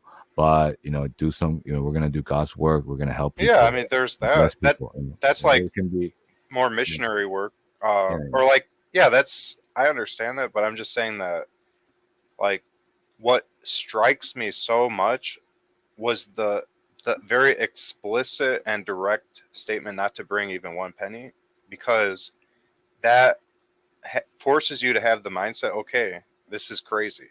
This is basically like, what am I doing? I'm just trusting God completely at that point. Um, and that highlights, like, I think it sets the tone for the whole trip, because it's like saying, I mean, we literally are not even planning how we're gonna eat, where we're gonna stay. Like, we have no plan B. God's gonna step up. I mean, obviously, plan B would be you just it ends up being a multi-day long fast, and you just find water fountains as you go and end up sleeping on the ground. So you probably want to go in nice weather, but we just probably end up sleeping outside, unless if God opens up a home or something. yeah, yeah. I'm sure like that would be one way. But my road trips has been like, I have money, man. I got whatever I need to spend on. And one time in Cambodia, I picked up, like, I had no plan. And I arrived in Cambodia at nighttime, and as soon as I stepped outside, I saw these people, like all looking at me, like wanting money. Like I can see that they're money driven. These taxi drivers and motorcycle tuk tuk drivers all just want a piece of me. Like, come on, come on, come on, come on. Where do you want to go? Where do you want? Everybody's just trying to get something. And I just walked through them, and then I just saw this one guy, this motorcycle guy. I said, okay, let's go. And then he was with me for 3 weeks. That's the first guy. He was my ride, and then we ended up going to Phnom Penh. Like I told him, hey, you want to come? Then I pay for his ticket, and then we go to this other city. But he was with me for him and this other guy that I met in the restaurant. Uh, they stayed with me basically. Of course, for that road trip, like 3 days. But then most of the time, he would just, I'll call him up, he'd come by, pick me up, and then he'd take me around, he talks for me and everything. And yeah, so like spontaneous like that, I really like that. But it was mostly with money though. I never tried that, like no money, nothing, just go. Me That would be neither. interesting. Yeah. Yeah, I think it'd be worth experimenting, like doing both and seeing how they compare. But like, one thing is, like, I don't even know if it'd be in a third world country. It could be anywhere. But regardless of where this is done, um, that the idea that people would be wanting your money, like the poor people that maybe the Lord would want you to minister to the most, would want your money, and then you would be able to honestly say, like Peter did, silver and gold I have none, but what I do have I give to you freely. We'd be able to actually say that honestly, not like with $100 in our pocket while claiming that we have no money. We would actually have no money at that point, and so we would be able to offer people what we do have, which is prayer. Yeah, and it's also interesting that now that I think about it, I've been on these road trips, to different countries like this. And one time I told you I went to Vegas, and I stayed with, again, these two brothers, Timothy and Gabe, and it was always with two brothers. It's strange. And now that I realize that right now, like with Timothy and Gabe, I stay with Gabe and his roommate. Stayed there for like a few days, and I met Gabe for the first time in Vegas, and ended up staying with him. But I made this video about oxygen, I think, or nature. But I mentioned that on the video that he was with this roommate, Shay, I think her name was, this black lady. Um, and I noticed, yeah, I just, I I'll tell you about this story about next time. But yeah, two brothers, Timothy and Gabe, and I stayed with Gabe and Timothy. I met him in the sauna, uh, at the Las Vegas Korean sauna, and he was there. And me and Gabe met Timothy there, and we helped him pray for them, and talk to him and things like that. We ate a meal with him, and then Timothy and I ended up going to Missouri. Somehow, he ended up getting a van, and then we just went. So yeah, these spontaneous road trips. It was always with two brothers, but then strange enough, where like these two brothers couldn't get along. Like that's why it was a battle. Like it was kind of hard. That happened to Paul and Barnabas, though. Really? Yeah. Yeah, they split up while they were going by twos. They split up, and Hmm. they had the spirit. Right. So So that's kind of weird that that's can the hardest happen. thing to But do in the even world. happened to Paul. That's the hardest thing to do in the world, is to be one like that. It's hard. And so even Kobe Bryant said, he can do everything himself, but leading a group, being one like that is difficult. Wives and husbands being one, church brothers being, it's very difficult. But this is, I believe, God's ultimate purpose, to do this, even for a season, to be with somebody, and then be with another brother, but then always with a brother or two. I think two brothers would be challenging, but it's more comfortable because now two can be, both of them can be stubborn, but then the third person has that third eye, that perspective of, helping, and so three, I think three people together like that would be much better. You know, that's how it has been for me. Like every time I go on these journeys, it was always with two brothers, like one or two brothers. And I just in retrospect right now, I just realized that, like, wow. I wonder if also not. I'm not coming against your idea of three. I'm not saying that's wrong or Mhm, anything. mhm. But as the biblical example of going by twos, I wonder if the number two is selected because since they were going with no money explicitly for that reason in particular, it'd be a little easier for somebody to open their home and feed two people and give them each a bed or a blanket on the floor or whatever. It'd be a little easier with two as opposed to like three. It's like, oh, this kind of a group for my little house. I don't know. Maybe that was a small factor because of the fact that they were basically like being a burden on somebody whoever they're staying with. There's a slight burden there of hospitality. You're now feeding all these extra mouths. Maybe that had a small part to play in it. Yeah, yeah, and it's maybe we can see it as a very minimal difference, but it's actually can be very significant. The difference between two and three people is really, like, I can see that it can be significantly different. Just the dynamics of coming together like that. Yeah. Plus, there's like, let's say there's two and they completely disagree on what the next move is or what's happened in some situation. If there's three, like somebody's gonna pick a side and then like somebody's outnumbered. Whereas like if it's two, it's like you gotta work through it. You can't just like be outgunned by popular vote. Since there's Yeah, not a third vote to break the tie, you got to learn to compromise or something a little more. Maybe I'm just trying to yeah, yeah, yeah. think That's about yeah, practical reasons it could be. hmm But like I said, I'm not coming against three or anything. yeah, But yeah. but for the specific type of bringing no money and just walking off in one direction, maybe two for that specific type of mission would be more practical. hmm But then if hmm you had money, then that changes a lot too, though.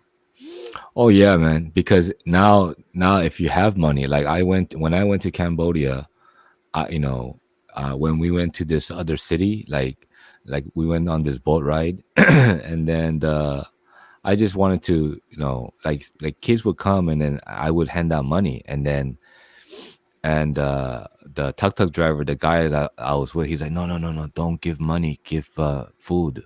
And I was like, oh, really? Okay.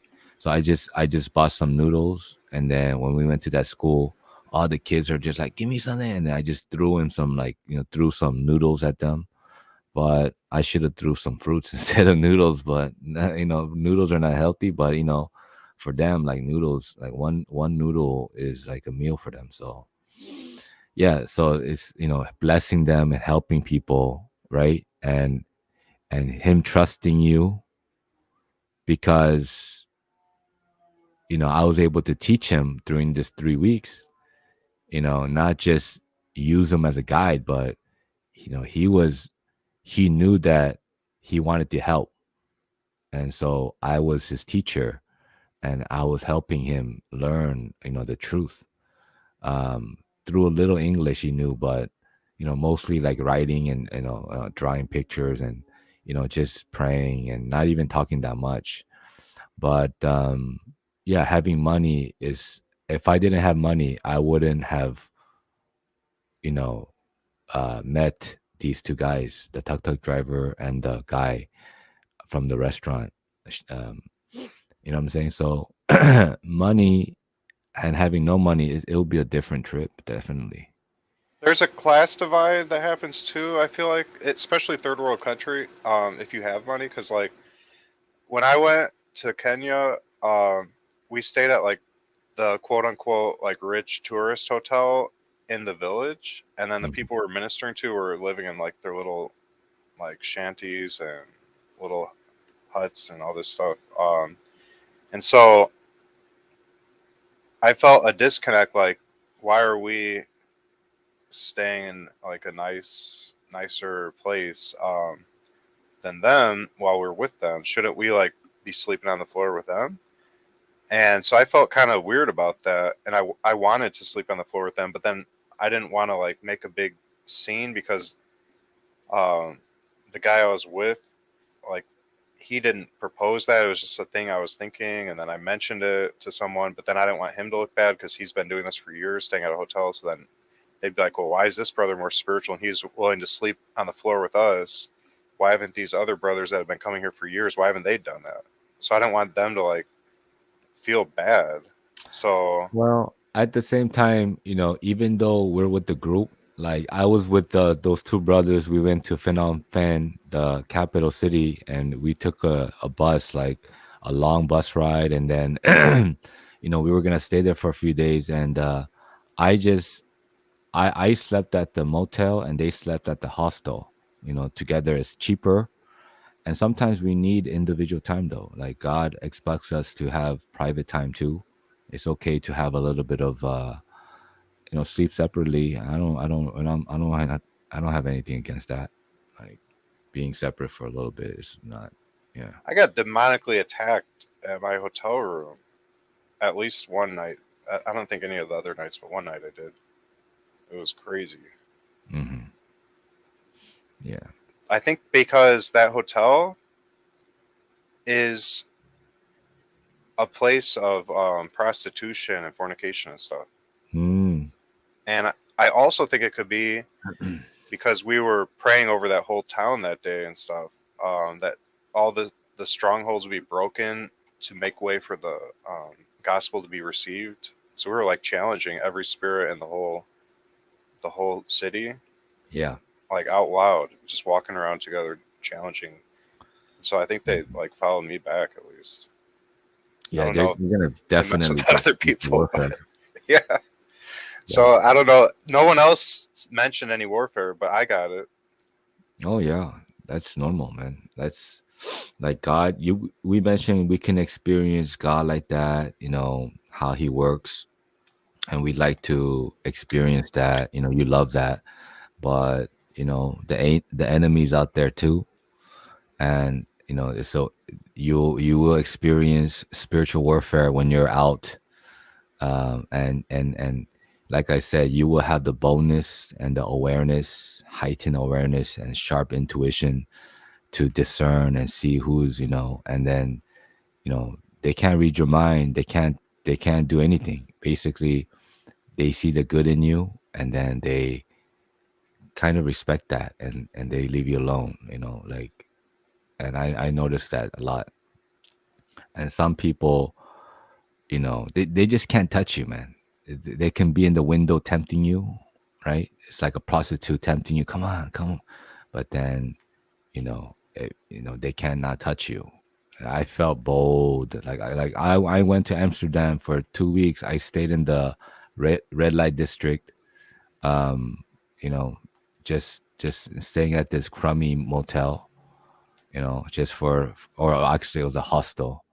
Um, I didn't mind. Like I wasn't afraid, like to be around with people. Like sleeping with like in a bunk bed. With 5 people. And then I actually met these kids, like college kids, and we were having a good time. But yeah, yeah, yeah. Spiritual warfare is gonna be there. You can experience God, and but then, like I said, if you are, in these journeys, and now you are fully in tune with God, right? You have no distractions, no job, no kids, and you're just going to do God's work. At the same time, experience life and enjoy, explore, and go see some, the monuments, and you're enjoying this life, but then at the same time you're bold, and you want to help people. You're always open. Your heart is always open. You're always in the moment. You're always in tune with God, and then when you meet people, you see them, and basically you want to help them, but there are some evil people, and it's this man, I miss going on these journeys, man. This is where you have more revelations, and you grow basically through these time.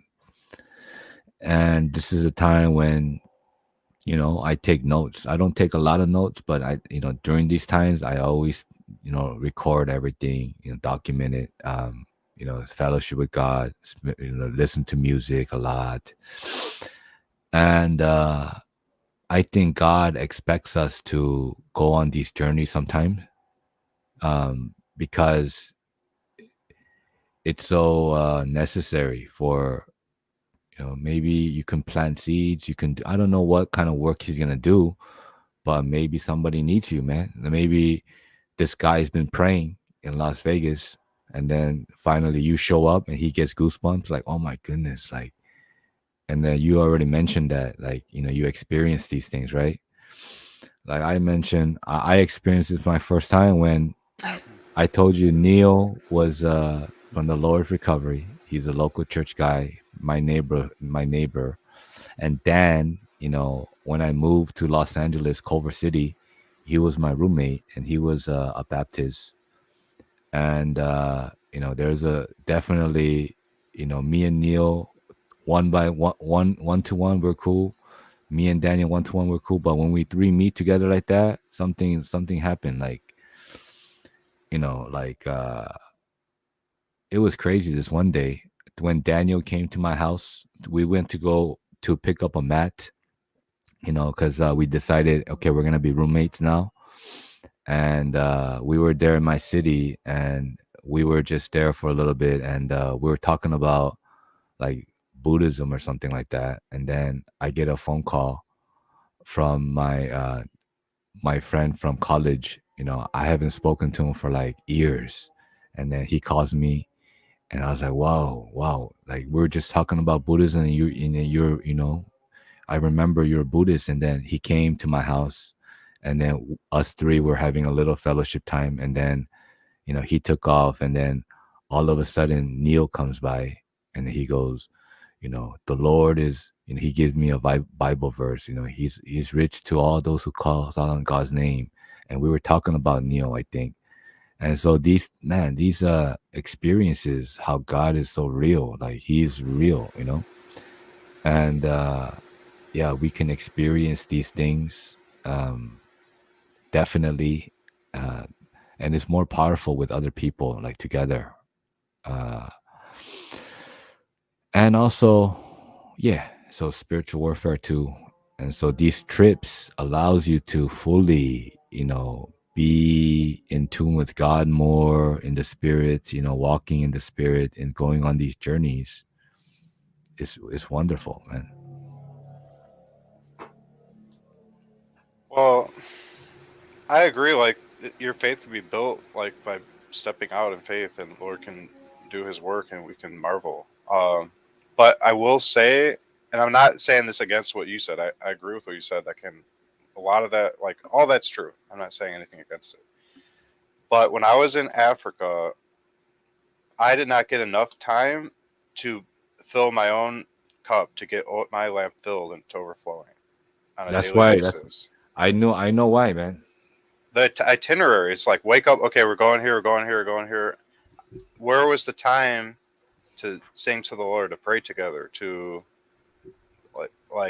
just get our spirit filled? We weren't doing that, I was and doing that though.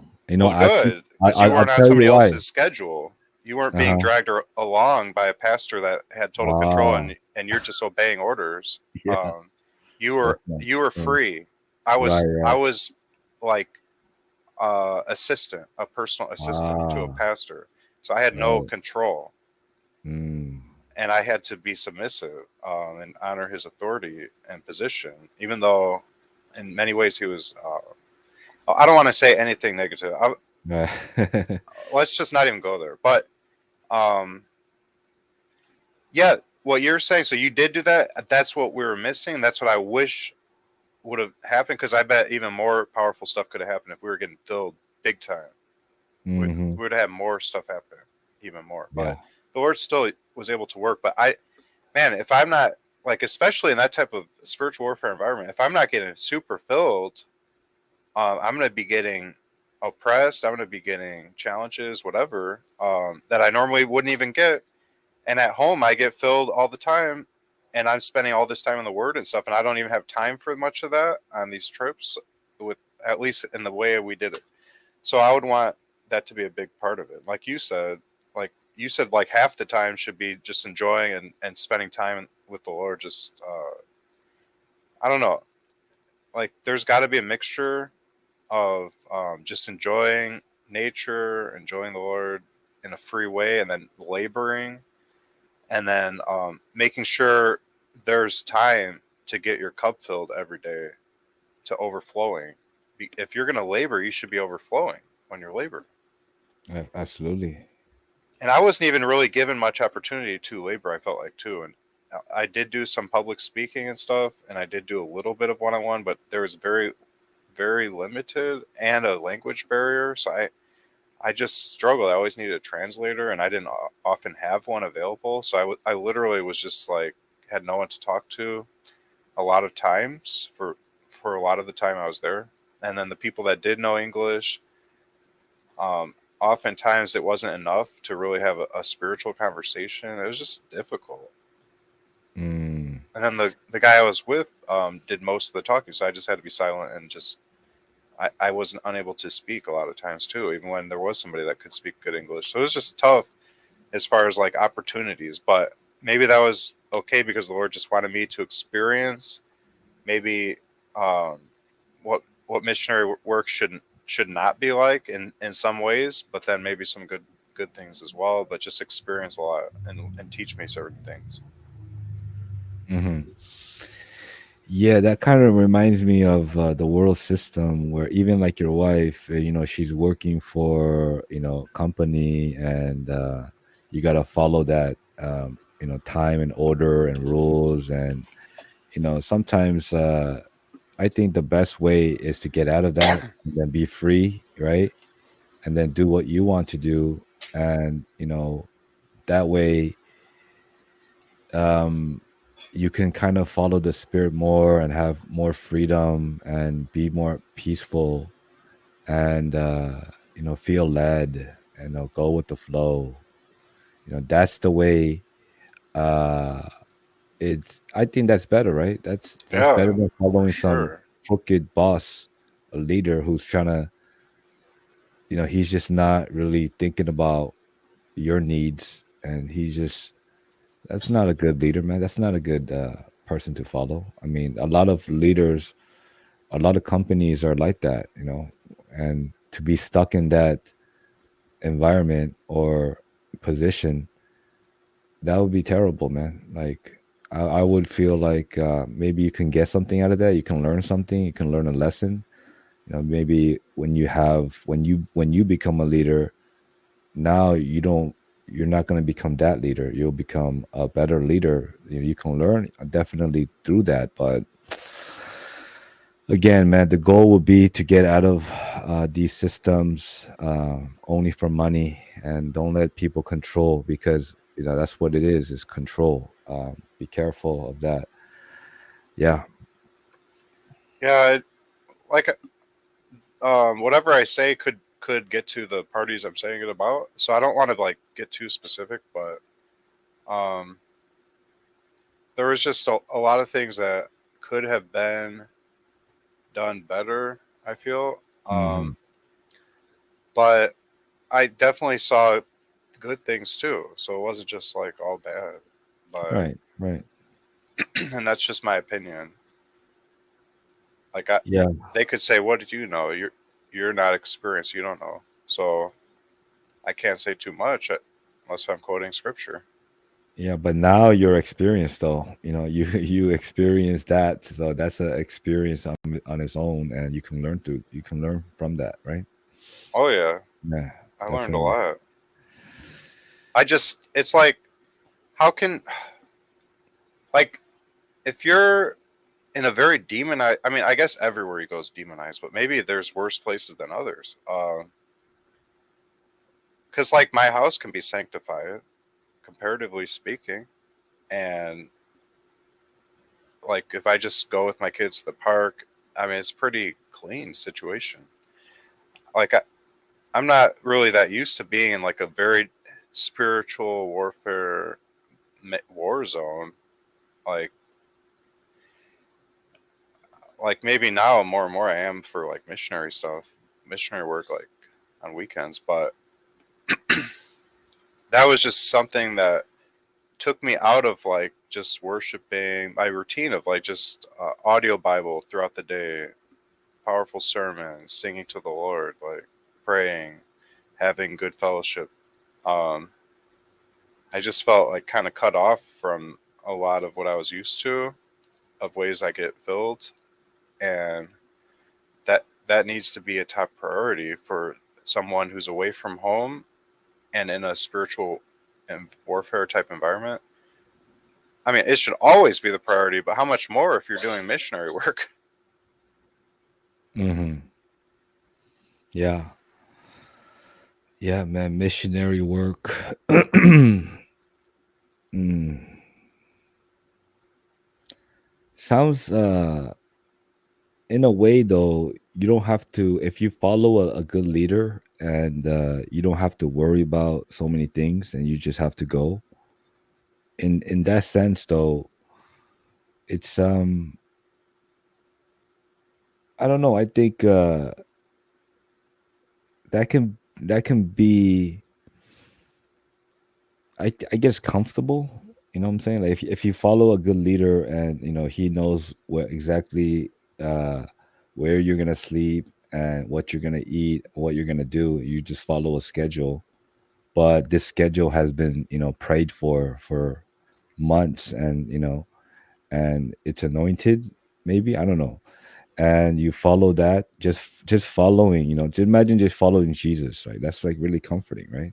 Yeah, Just following whatever he does, and you just trust God, and everything's gonna be okay. Not having that burden alone.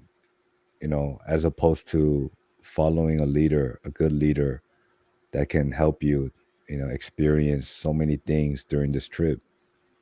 Following Jesus like that. That's something that would be necessary, but also one day we will need to lead like that too. That's why we have to experience both things. yeah. Yeah. I guess like okay, maybe as I think back, maybe like if we like set like 20 minutes a day to just singing together to the Lord, That Hmm. would help a lot just to get really in the spirit before we start the day. And then like I could have done better. I could have like I brought my portable audio Bible, but I didn't like. I should have had that playing all the time. I should just put it on and let that play. And then another thing, I could have like prayed a lot more. Like just been praying out loud, just praying with people, just praying all day. Um, and then what else could I have done better? Uh, Fasting. I feel like if you're gonna enter spiritual warfare, if you fasted, I should have just fasted the whole trip. I should have fasted before the trip and during the whole trip. That would have made me stay filled so much easier because I'm fasting. Yep. You're pretty much automatic. That's like cheat codes for getting filled every day is if you're fasting. So I should have just done that. But that's like lack of experience. I didn't know how much warfare there'd be. I didn't know like it's just it's weird. It could have been all demonic too. Like might not have been as much what I was doing. It could have just been heaviness from intense principalities there that got assigned to me when I showed up. Hmm.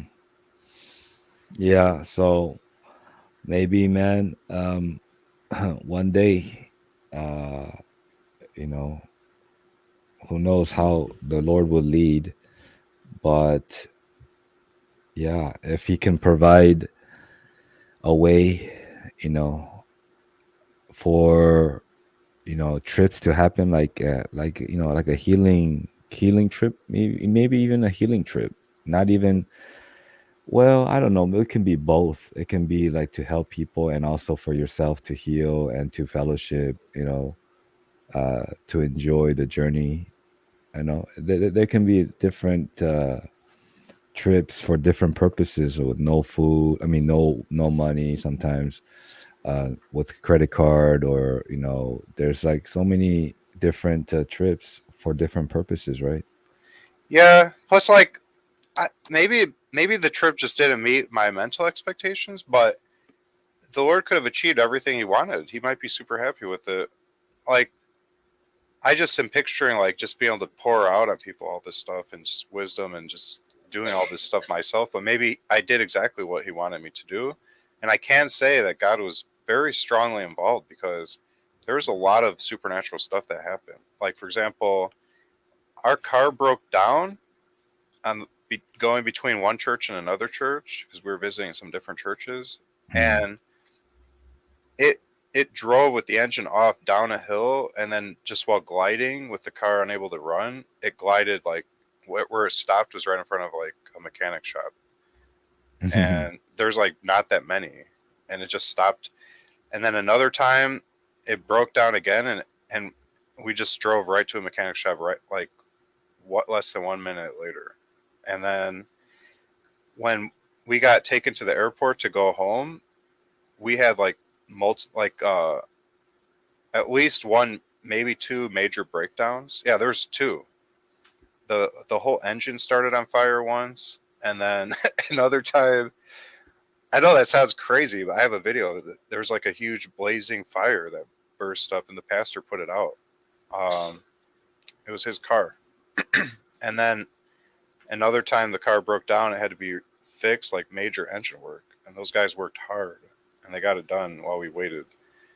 And we made it to the airport like exactly last minute on time, and we just walked right in and got right on the plane.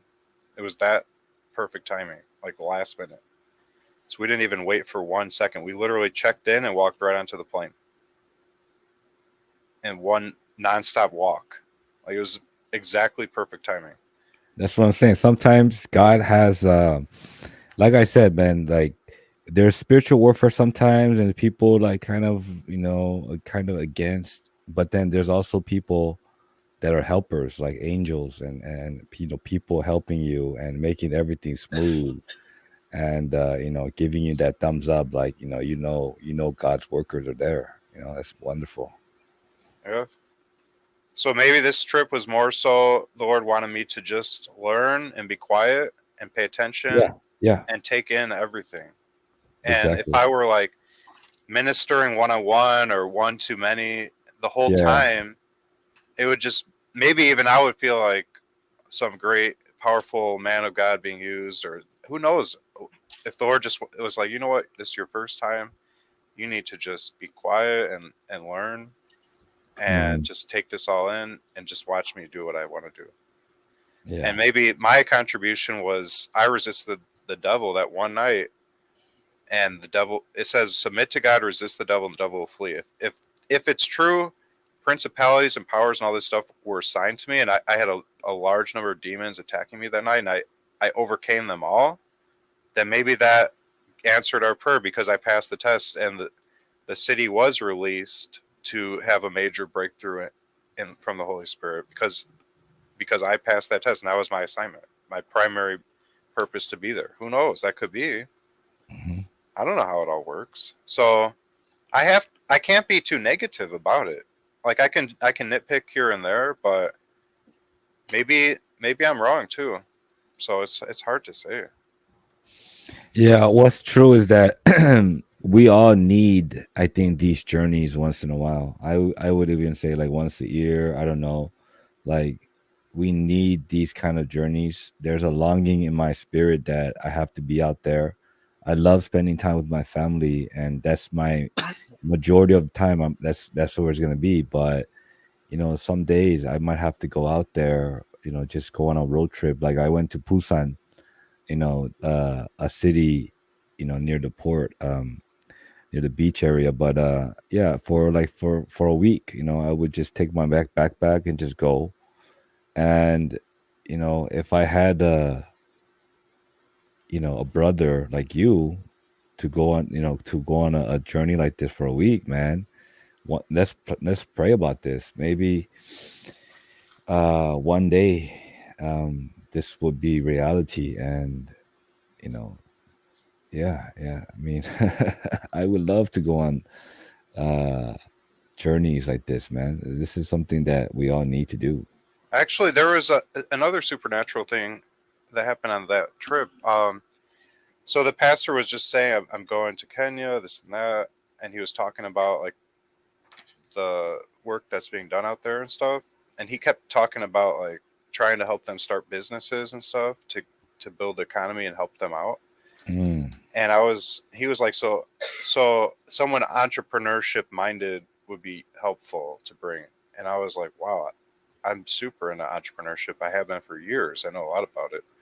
And then and I am an entrepreneur.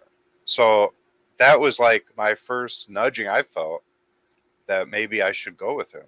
And he said like normally he has one or two other people to go, and this time everyone canceled. And so I was like, wow, that was like another push, like, oh, maybe that's the Lord telling me I should go. And then yeah. at the end, he ended up. I told him I was interested, give me more information, this and that. And at the end, he ended up giving me like a dollar figure I needed for the ticket and the hotel and plane round trip and Mm, everything. mhm, And I I remember I said, Lord, I don't really have this money on hand unless if I like empty out my stock, like start selling my stocks or something. Um, and I was like, will you provide for this, Lord? Like, I said, like, I pray that if this is what you want, that you'll provide for it. And I remember, like, a few days prior to that prayer, I asked my mom, like, if I should just pray for a miracle or if I should, like, ask people if they want to contribute. And she said I should start a GoFundMe. So I did, but I only made like $20 in like 4 days. And so I was like, kind of forgot about it. Um, But then after I prayed that prayer, like when the time was coming to make the decision, um, that night, um, like multiple people donated, and I had like $1,500, which was like the exact amount I needed. So mm. the exact dollar amount I needed is what came in. Um, it was the exact amount I needed for the plane and for the other stuff, and it happened overnight, like the day before I needed to give it. I was like, okay, Lord, I guess I'm going for sure then. So Yeah. that was just crazy. Like that exact amount came in, and I didn't tell anyone that amount. Mm. And Right. so that was like one of many supernatural confirmations. Yeah. Yeah. And also one other crazy thing happened. This one girl was like trying to seduce me or something. Hmm. Um, and she kept trying to get me to look at her and just like wearing inappropriate stuff and doing inappropriate stuff to get my attention. And at one point, like I was just like, I'm not gonna look at her. Like I could tell I saw at the corner of my eye, she was like staring at me and trying to get me to look at her, and I was just avoiding looking at her. And she was dressed very immodestly, and then, uh, like everybody was heading to the exit to leave the church, and she stood like right in front of the exit, just staring at me, and I was like, okay, well, I'm heading that way, so I'm about to start walking toward her, so I'm gonna have to acknowledge her at some point if she's just gonna keep staring at me and standing right in front of where I have to go. So as I was like turning my head to face that way, all the lights, all the power went out for the church, and all the lights shut off right at that exact moment, like 1 millisecond before I was going to like look at her, and I just started laughing. I was like, "Wow, Lord!" Yeah. So the Lord was like protecting me, or just like letting me know or warning me, like, "Don't look at her." And so that just was pretty cool. She was doing that like multiple days while we were there. That type of stuff, that type of behavior. So it wasn't like I'm saying this based on one thing. Like people are like, "Oh, you just think she was trying to get your attention." They don't know the whole story. They don't know everything she did for multiple days. Like like dropping stuff right in front of me and then bending over to pick it up and stuff like every day, just doing that multiple times a day, doing that type of stuff. Um, so another time she was like trying to get my attention in that way, and this little boy stood between me and her, just staring at me, Hmm. like blocking my view of her. Um, and I just looked the little boy in the eye, and he was just looking me in the eyes with a serious face. And I actually thought, is this boy an angel or something? I thought he might be an angel because like, why would he be doing that? Like everyone else is facing one direction, he's just facing, looking at me, standing between me and her. So and like, why was she by me anyways? Like she just always tried to stand like right, like here's I'm looking straight ahead. She's like right here in front of me and to the right or to the left a little bit. Like, so I just would turn my head that far and I'm looking at her, and the Lord just was like covering me in different ways. Amen. Yeah. I thought it was cool. I know people are going to be hearing this and be like, "Oh, you're just perverted." Oh, you're No, no, no, no, no, no. This is absolutely, these stories, I believe it, man, because it happens to me. It happens to a lot of people. and she Um, was wearing like skin tight stuff, and she was very curvaceous and stuff, and so she was trying to use her body like to get my attention. yeah. Yeah, man. And I think it was something spiritual going on Definitely. Yeah. because that's unnecessary. It's completely ridiculous. It shouldn't even be Mhm. happening. Yeah, they try to tempt you with money or girls, right? These are the things that the enemy uses. Yeah, and I have to say this. I'm so sorry to interrupt. No, no, go ahead. This guy I've been meeting, he ministers where we go on the weekends. Sometimes we Hmm. meet up with him, and he said one time he was evangelizing, and after like a few hours of evangelizing, two girls walked up to him like early 20s, and he's like 60, and they said, Hmm. "We bought a hotel room for the night, and we want to make love to you all night.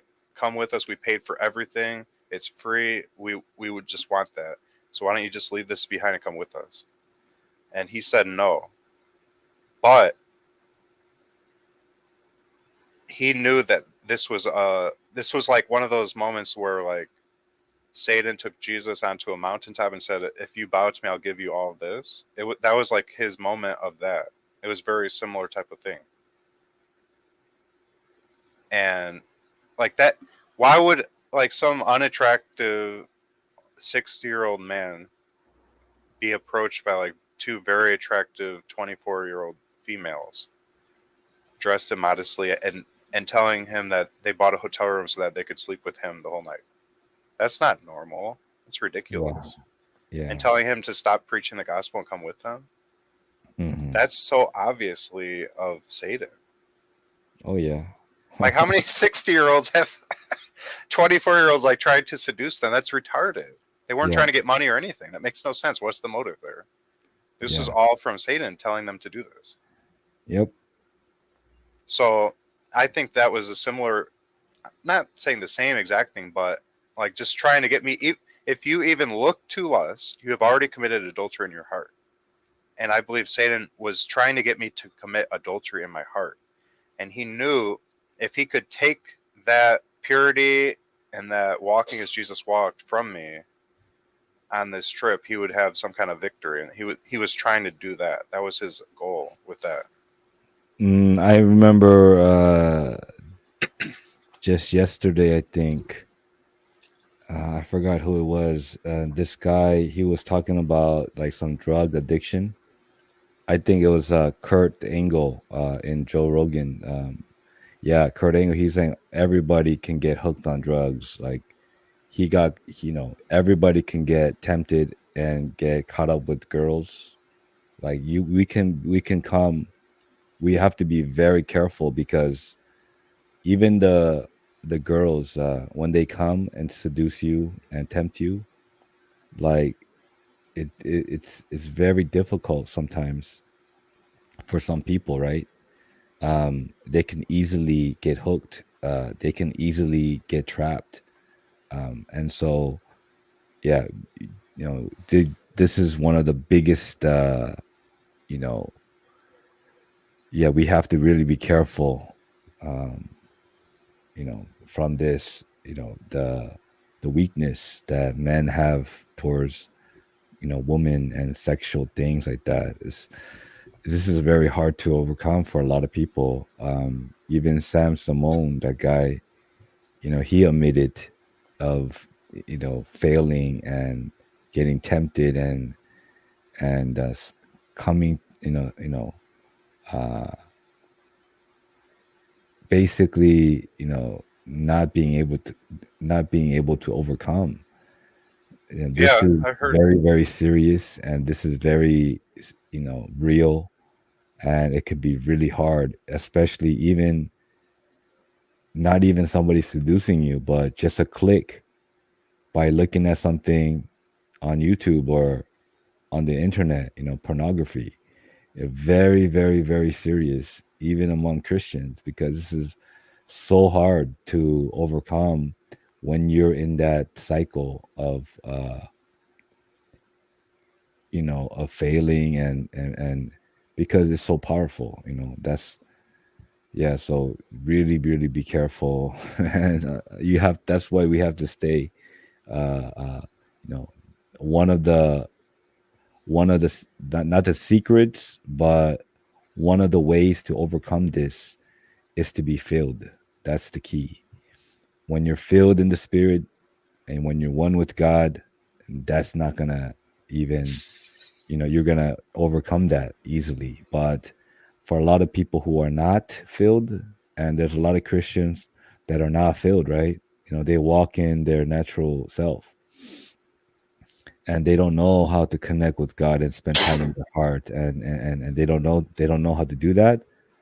And some girl or some video come to them somehow, attempts, we know that this is a spiritual, we know that Satan is real, and these angels are real, but also demons are real. These demons will come, and they'll tempt you, and a lot of people fail with money and with anger and with girls. I notice this is a trend that I For sure. see. These are the three hard battles that we have to overcome. And yeah, man, I pray that everybody who's listening that have problems with this, you got to really, you got to really dig deep and try to overcome this. This is something that's really really hard for a lot of people. Yeah. I Hmm. I just want to say one thing, so people know. I chuckled slightly because I was thinking instead of listening. I apologize for that. Like sometimes I think a little bit while I'm listening. So I wasn't laughing at what you were saying. I just No, it's fine. laughed at. I was like, okay, so Sam Shimon, like I, I've heard good and bad, whatever. But I'm thinking someone that's not overcoming in the area of sexual temptation may not be a good move for them to like do missionary work. If there's going to be a lot of temptation in that way where they're going, you'd want someone who's solid in that area. Because if somebody's lusting or God forbid actually goes out and commits adultery on one of these trips, like that's the worst possible scenario. Is you've got a guy having sex with the locals on a missionary trip, which happened to the group I went with. Somebody came before and did that while being a missionary. He had sex with multiple women on his missionary trip as a missionary, and I don't know That's what how I'm he didn't saying, get dude. struck dead for that. That's what I'm saying. It's very difficult for a lot of people to overcome this aspect, man. Like, and so, man, this is gonna be a battle. This is gonna be it'll be very difficult, man. A lot of people struggle struggle with this, man. So what I was going to say is like if you're not strong in that area but you still want to do missionary work, there may be two options, and that's what made me laugh. The two options I came up with, which are stupid, but that's why I thought it was funny. One is go to a country with the least attractive women on earth. So wherever that is, go there for your missionary trip. Step or option number two is do missionary work on the North Pole. So everyone's just wearing like burqas and all this stuff, so you can't barely see anybody. Yeah, That's your two options if you're not strong in that area. yeah, man. But like what Kurt Angle said though, anybody can, get tempted and fall. So everybody has to be careful. Nobody's, as long as we're Oh, living for here, sure, yeah. everybody, you have to, always stay filled. But if you That's have the way to a overcome. history of failure in recent history, it may not be a good idea for you to go someplace with a lot of attractive Yeah. women, especially No. equatorial, where they're going to be wearing less clothing or whatever. That could be a recipe for disaster for you. Because if you're out there sinning when you're supposed to be like attacking the principalities in a region on a missionary trip, and you're challenging them all, you're going to like end up like just getting super attacked and failing and falling, and your whole testimony and the purpose of the trip will be ruined. Um, and when I said I had spiritual warfare, a lot of it was demonic attacks on my mind, sexual attacks, and I had to keep rebuking it, praying. And I know it's not normal because I've had this happen to me before. Um, if I'm reading the Bible or listening to the Bible and trying to go to sleep, and I'm having thoughts just coming that I'm not even in control of, it's just thoughts that are not my own. I know it's from a demon. I can tell the difference. Um, and I just had to keep rebuking it and keep just listening to the Bible and just praying I can fall asleep. But it kept waking me up. As soon as I would start to fall into sleep, I'm beginning to lose consciousness. That's when the thoughts would enter. Like it would be like I'm half dreaming, and then I'd force myself awake, rebuke it, and then I had the audio Bible playing the whole time.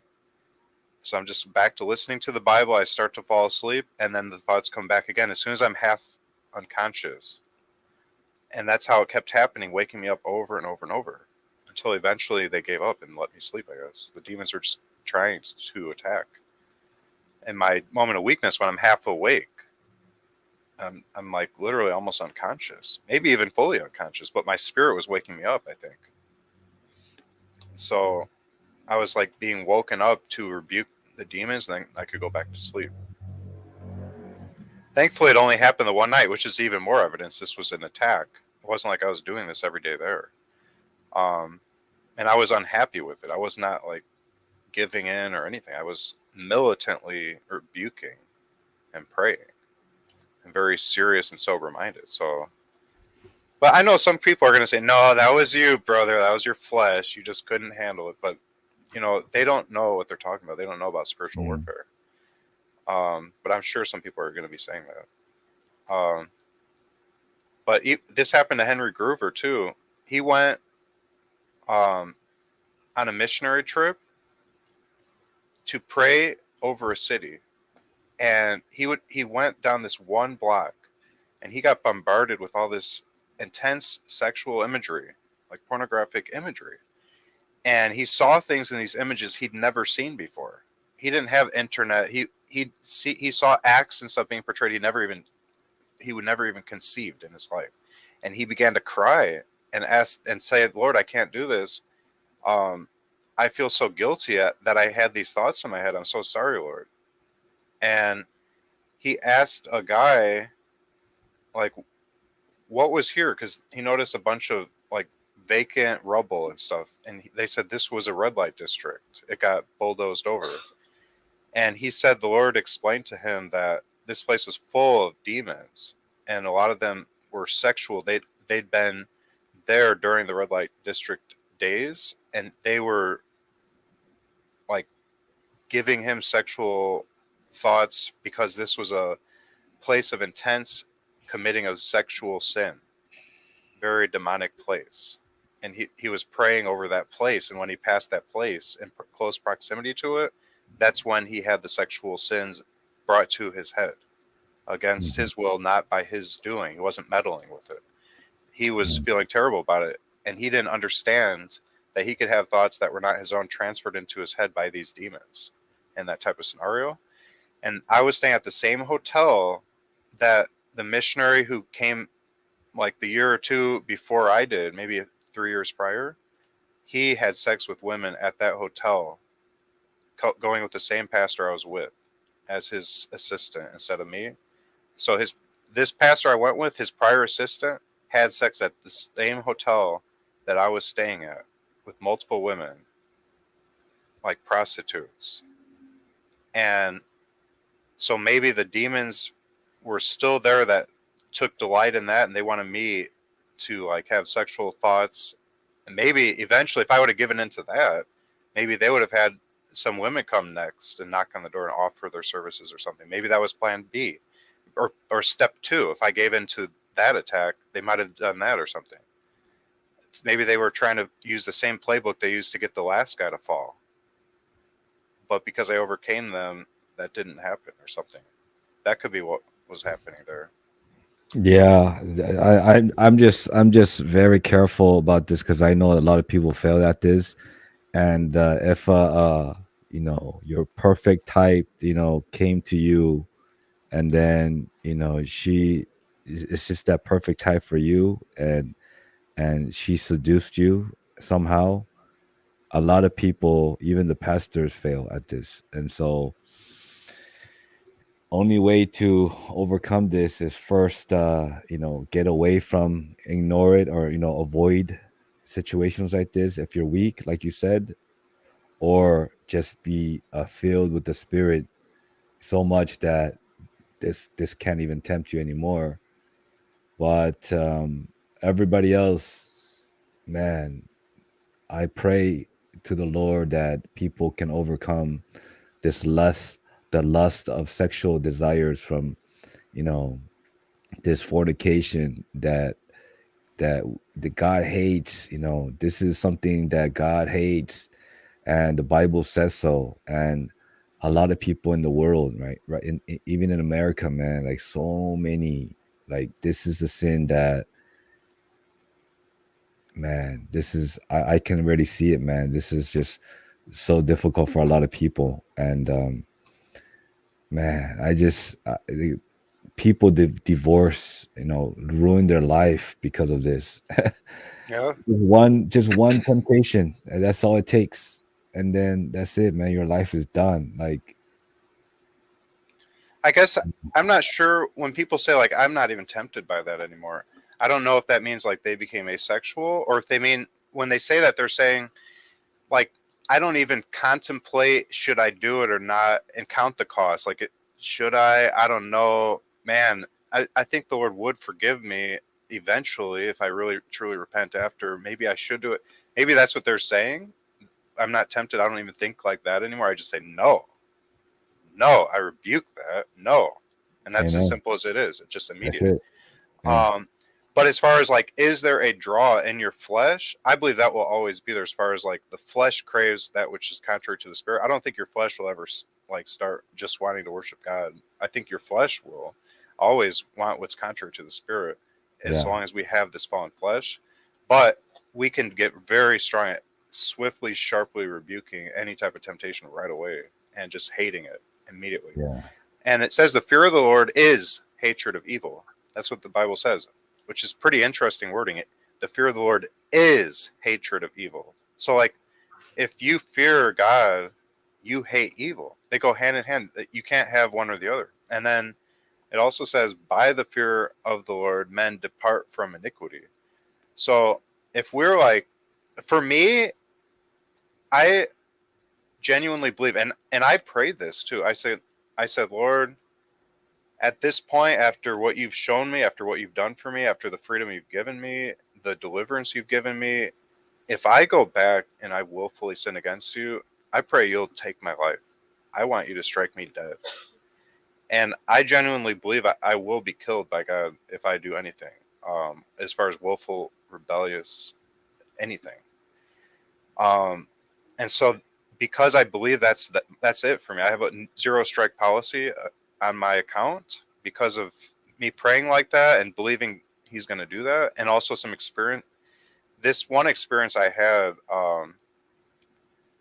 I could tell you about that convinced me I don't have like to whom much is given, much is required. And I'm not bragging. I've been given so much more than everybody. It's just for me with the events that I have had for me compared to what I used to have. I feel like I don't have that multiple chances there for me. And like I said, I prayed that way too. So I just believe that's it. Um, I respect that, and that's like strong will, like but the Bible is clear, man. If you walk in the spirit, you will no longer desire the lust of the flesh.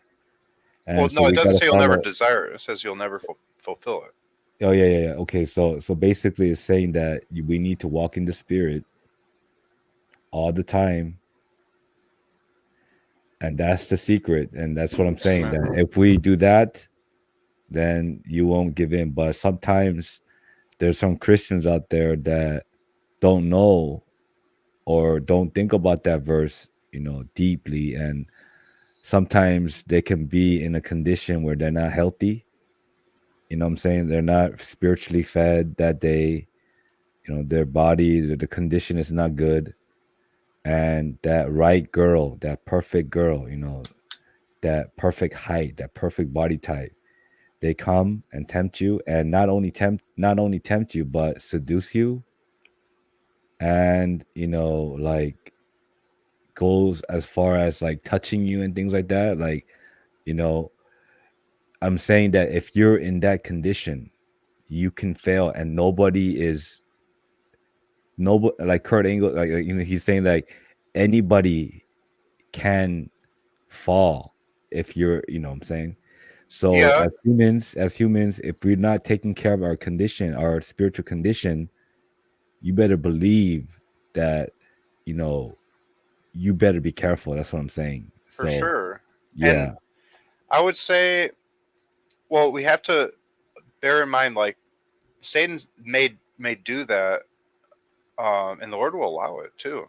Um, he may do that at times. But if we're talking about like a baby Christian or someone that's just a believer, but they've never even had the baptism of the Holy Spirit, there's all different range of different levels of Christianity in their walk. Um, and there's different levels of sanctification and perfection and whatnot. So someone the Lord may just say, get up, dust yourself off, But then someone might be at a level where if they did that, the Lord would take their life immediately because they have no second chances at the level they're at. at what God expects for them for whatever reason. And it's different for everyone. Because like for Henry Groover, because we brought up that example before, he told the Lord, he made some kind of arrangement with the Lord where he would never ask for money for like his missions trips. So he would be told where to go and he would figure out how much it was going to be, but he could not tell anyone he had a need. And he had to just trust the Lord to have the money show up like the day before. A lot of times somebody would just say, the Lord told me to give you this. And they'd hand him an envelope with all the money he needed for his missionary trip. It'd be like $1,500, $2,000, whatever. And it would just show up right then, every time. And this happened for decades. And somebody, the Lord would just call to give it to him. But that's kind of stressful. Like a week out, 3 days out, you're like, Lord, should I ask someone for money? I don't have the money. And then like the last minute, somebody shows up with an envelope. And That's how so, I feel right now.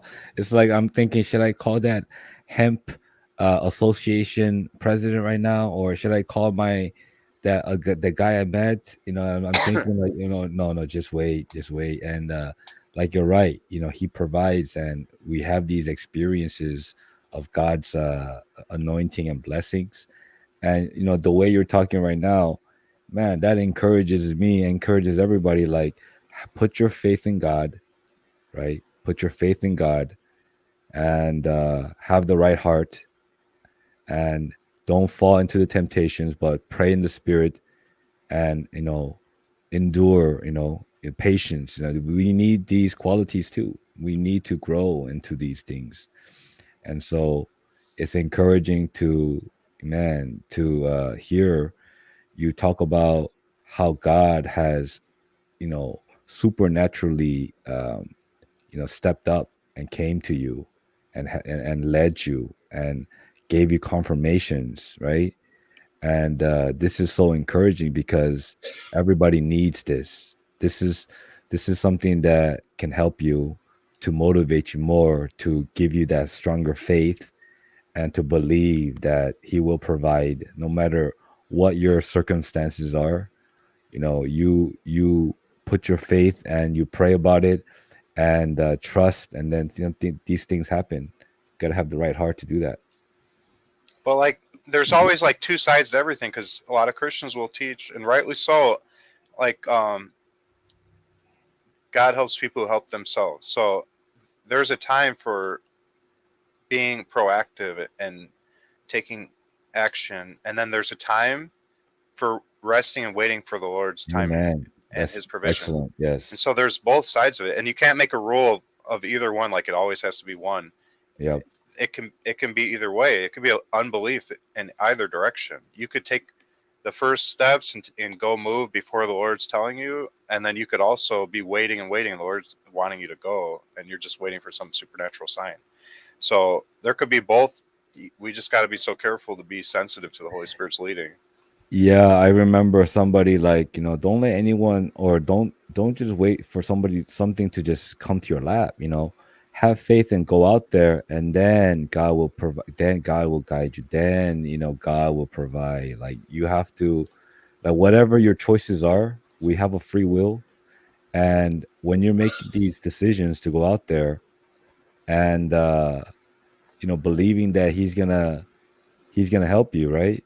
Like, you got to take the initiative, and exercise your will, and be active as a Christian, to start something, and then maybe God will guide you, and not just necessarily wait for a sign. Just be passive, and just keep waiting and waiting. That's not, sometimes, we got to be balanced like that. Yeah, and it's case by case. Hmm. Just different times, different people. Like I said with Henry Groover, the Lord and him had a specific arrangement, and for him it would be a sin to ask someone for money in unbelief, because the Lord told him and made it very clear and confirmed it many times. I am going to provide somebody to show up out of nowhere for each trip I'm sending you on for this particular ministry of yours. And you are not to ask anyone or tell anyone how much you need or that you have a need at all. And this was very clear from God. And God was faithful on that. So there are certain arrangements, but that doesn't mean no one could ever ask for support for a missionary trip. That's not true either. So it's just up. It's between you and God on this stuff. Yeah. That's what I've been dealing with these days is that once we moved to a new apartment in February, like I've never ever even considered asking my parents or my family for money to help with the furnitures and costs and everything.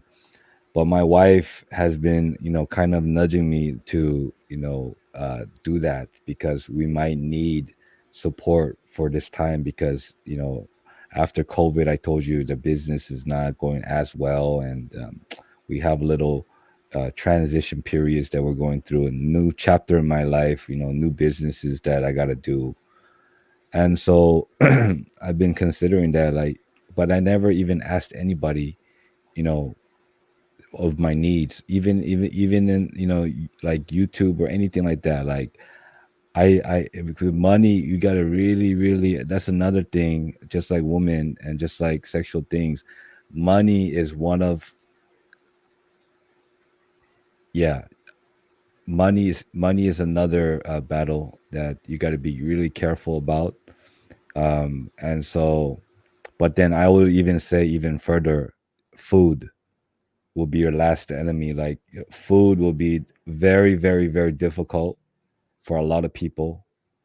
Uh, but anyway, um, yeah, I would I would want to talk about this more because I do have some insights. Like I remember, during my 6 months in America when I was like full time, studying about God and I got this message. It seems like the food is your last enemy. Like, and for me, like a lot of people are so blind in this.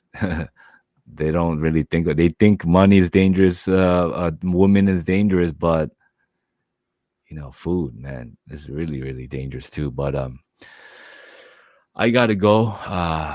I gotta go right now because I gotta get a students coming soon. But man, it was lovely talking to you today. Once Okay, guys, again, here one quick thing though. yeah. Okay, so one thing I had to throw in is we said, and I agree with you, anyone could fall for sure. Mm. That right woman at the right time, she actively seduces you. 10 out of 10, your type. Satan can Unless send you're that for filled, sure. Uh-huh. Yeah. That's the So, only thing I said. but Yeah. the Bible says um, every temptation is common to man, and God is faithful. With each temptation, He will provide a way of escape so that you can stand up under it. So that is a Amen. very comforting verse for me. Oh, Even amen. if that 10 out of 10 comes, I know the Lord would not have allowed this unless if I can overcome this. And God is faithful. What's the way of escape God's providing for me? He can give me that way of escape and I can overcome this test. And so I can Mhm. overcome every test by the power of God. Yeah. And money is like the same thing, man. Like people can fail at that. The temptation of money seems so like innocent compared to having sex with a girl, but money is just like money is the same way. I know that a lot of people fail at this, even pastors, even churches, even a lot of so-called spiritual men. But you know, it is hard. But like you said, we are Christians and we are meant to overcome, and we are meant to, overcome these strong temptations and be a testimony and be strong in the Lord and through living in your spirit through the Holy Spirit we can overcome this. Yeah, you're right, absolutely right about that. And it could even be that if we're overcoming and doing very well and being called out to really cool missions trips that are going to give God a lot of glory and we're going to get to see supernatural things happen, Hmm. that Satan and with God's permission will send bigger temptations that are very uncanny, like two women, your type. Yeah, that's what, Why that's what I'm don't you saying. come for free for the whole night? Sex, we bought Yeah. the hotel room. Weird stuff. Like what? When does Wow. that Yeah. happen? That's just like supernaturally insane. Like that doesn't happen, especially to a 60-year-old. So for something like that to happen, don't be surprised if God's using you in a powerful way for Satan to come at you with a powerful, non-ordinary temptation, Yeah. like Jacob with Potiphar's wife, Yeah. and yet we can overcome it. But we shouldn't be surprised, and we have to have our guard up and be ready for anything. Be ready for that, man. It will come, and Yeah, that will be a test, man. So, guys, thank you for you know listening, and thank you, Larry, for this fellowship time. I really appreciated it. Okay. saying thank you so much. All right. Have a blessed week, and next week we go at it again. And last week, sorry about that. I was kind of busy about the Chuseok thing. So Oh, that's no blessing. Okay. problem. Yeah, All I right, was Larry. sick anyways. All right, Cool. Cool. have a good All night. right. All right. Get better soon. I hope All right, your whole family recovers. okay, Yeah. All right, man. Praise the all right, Lord. bye.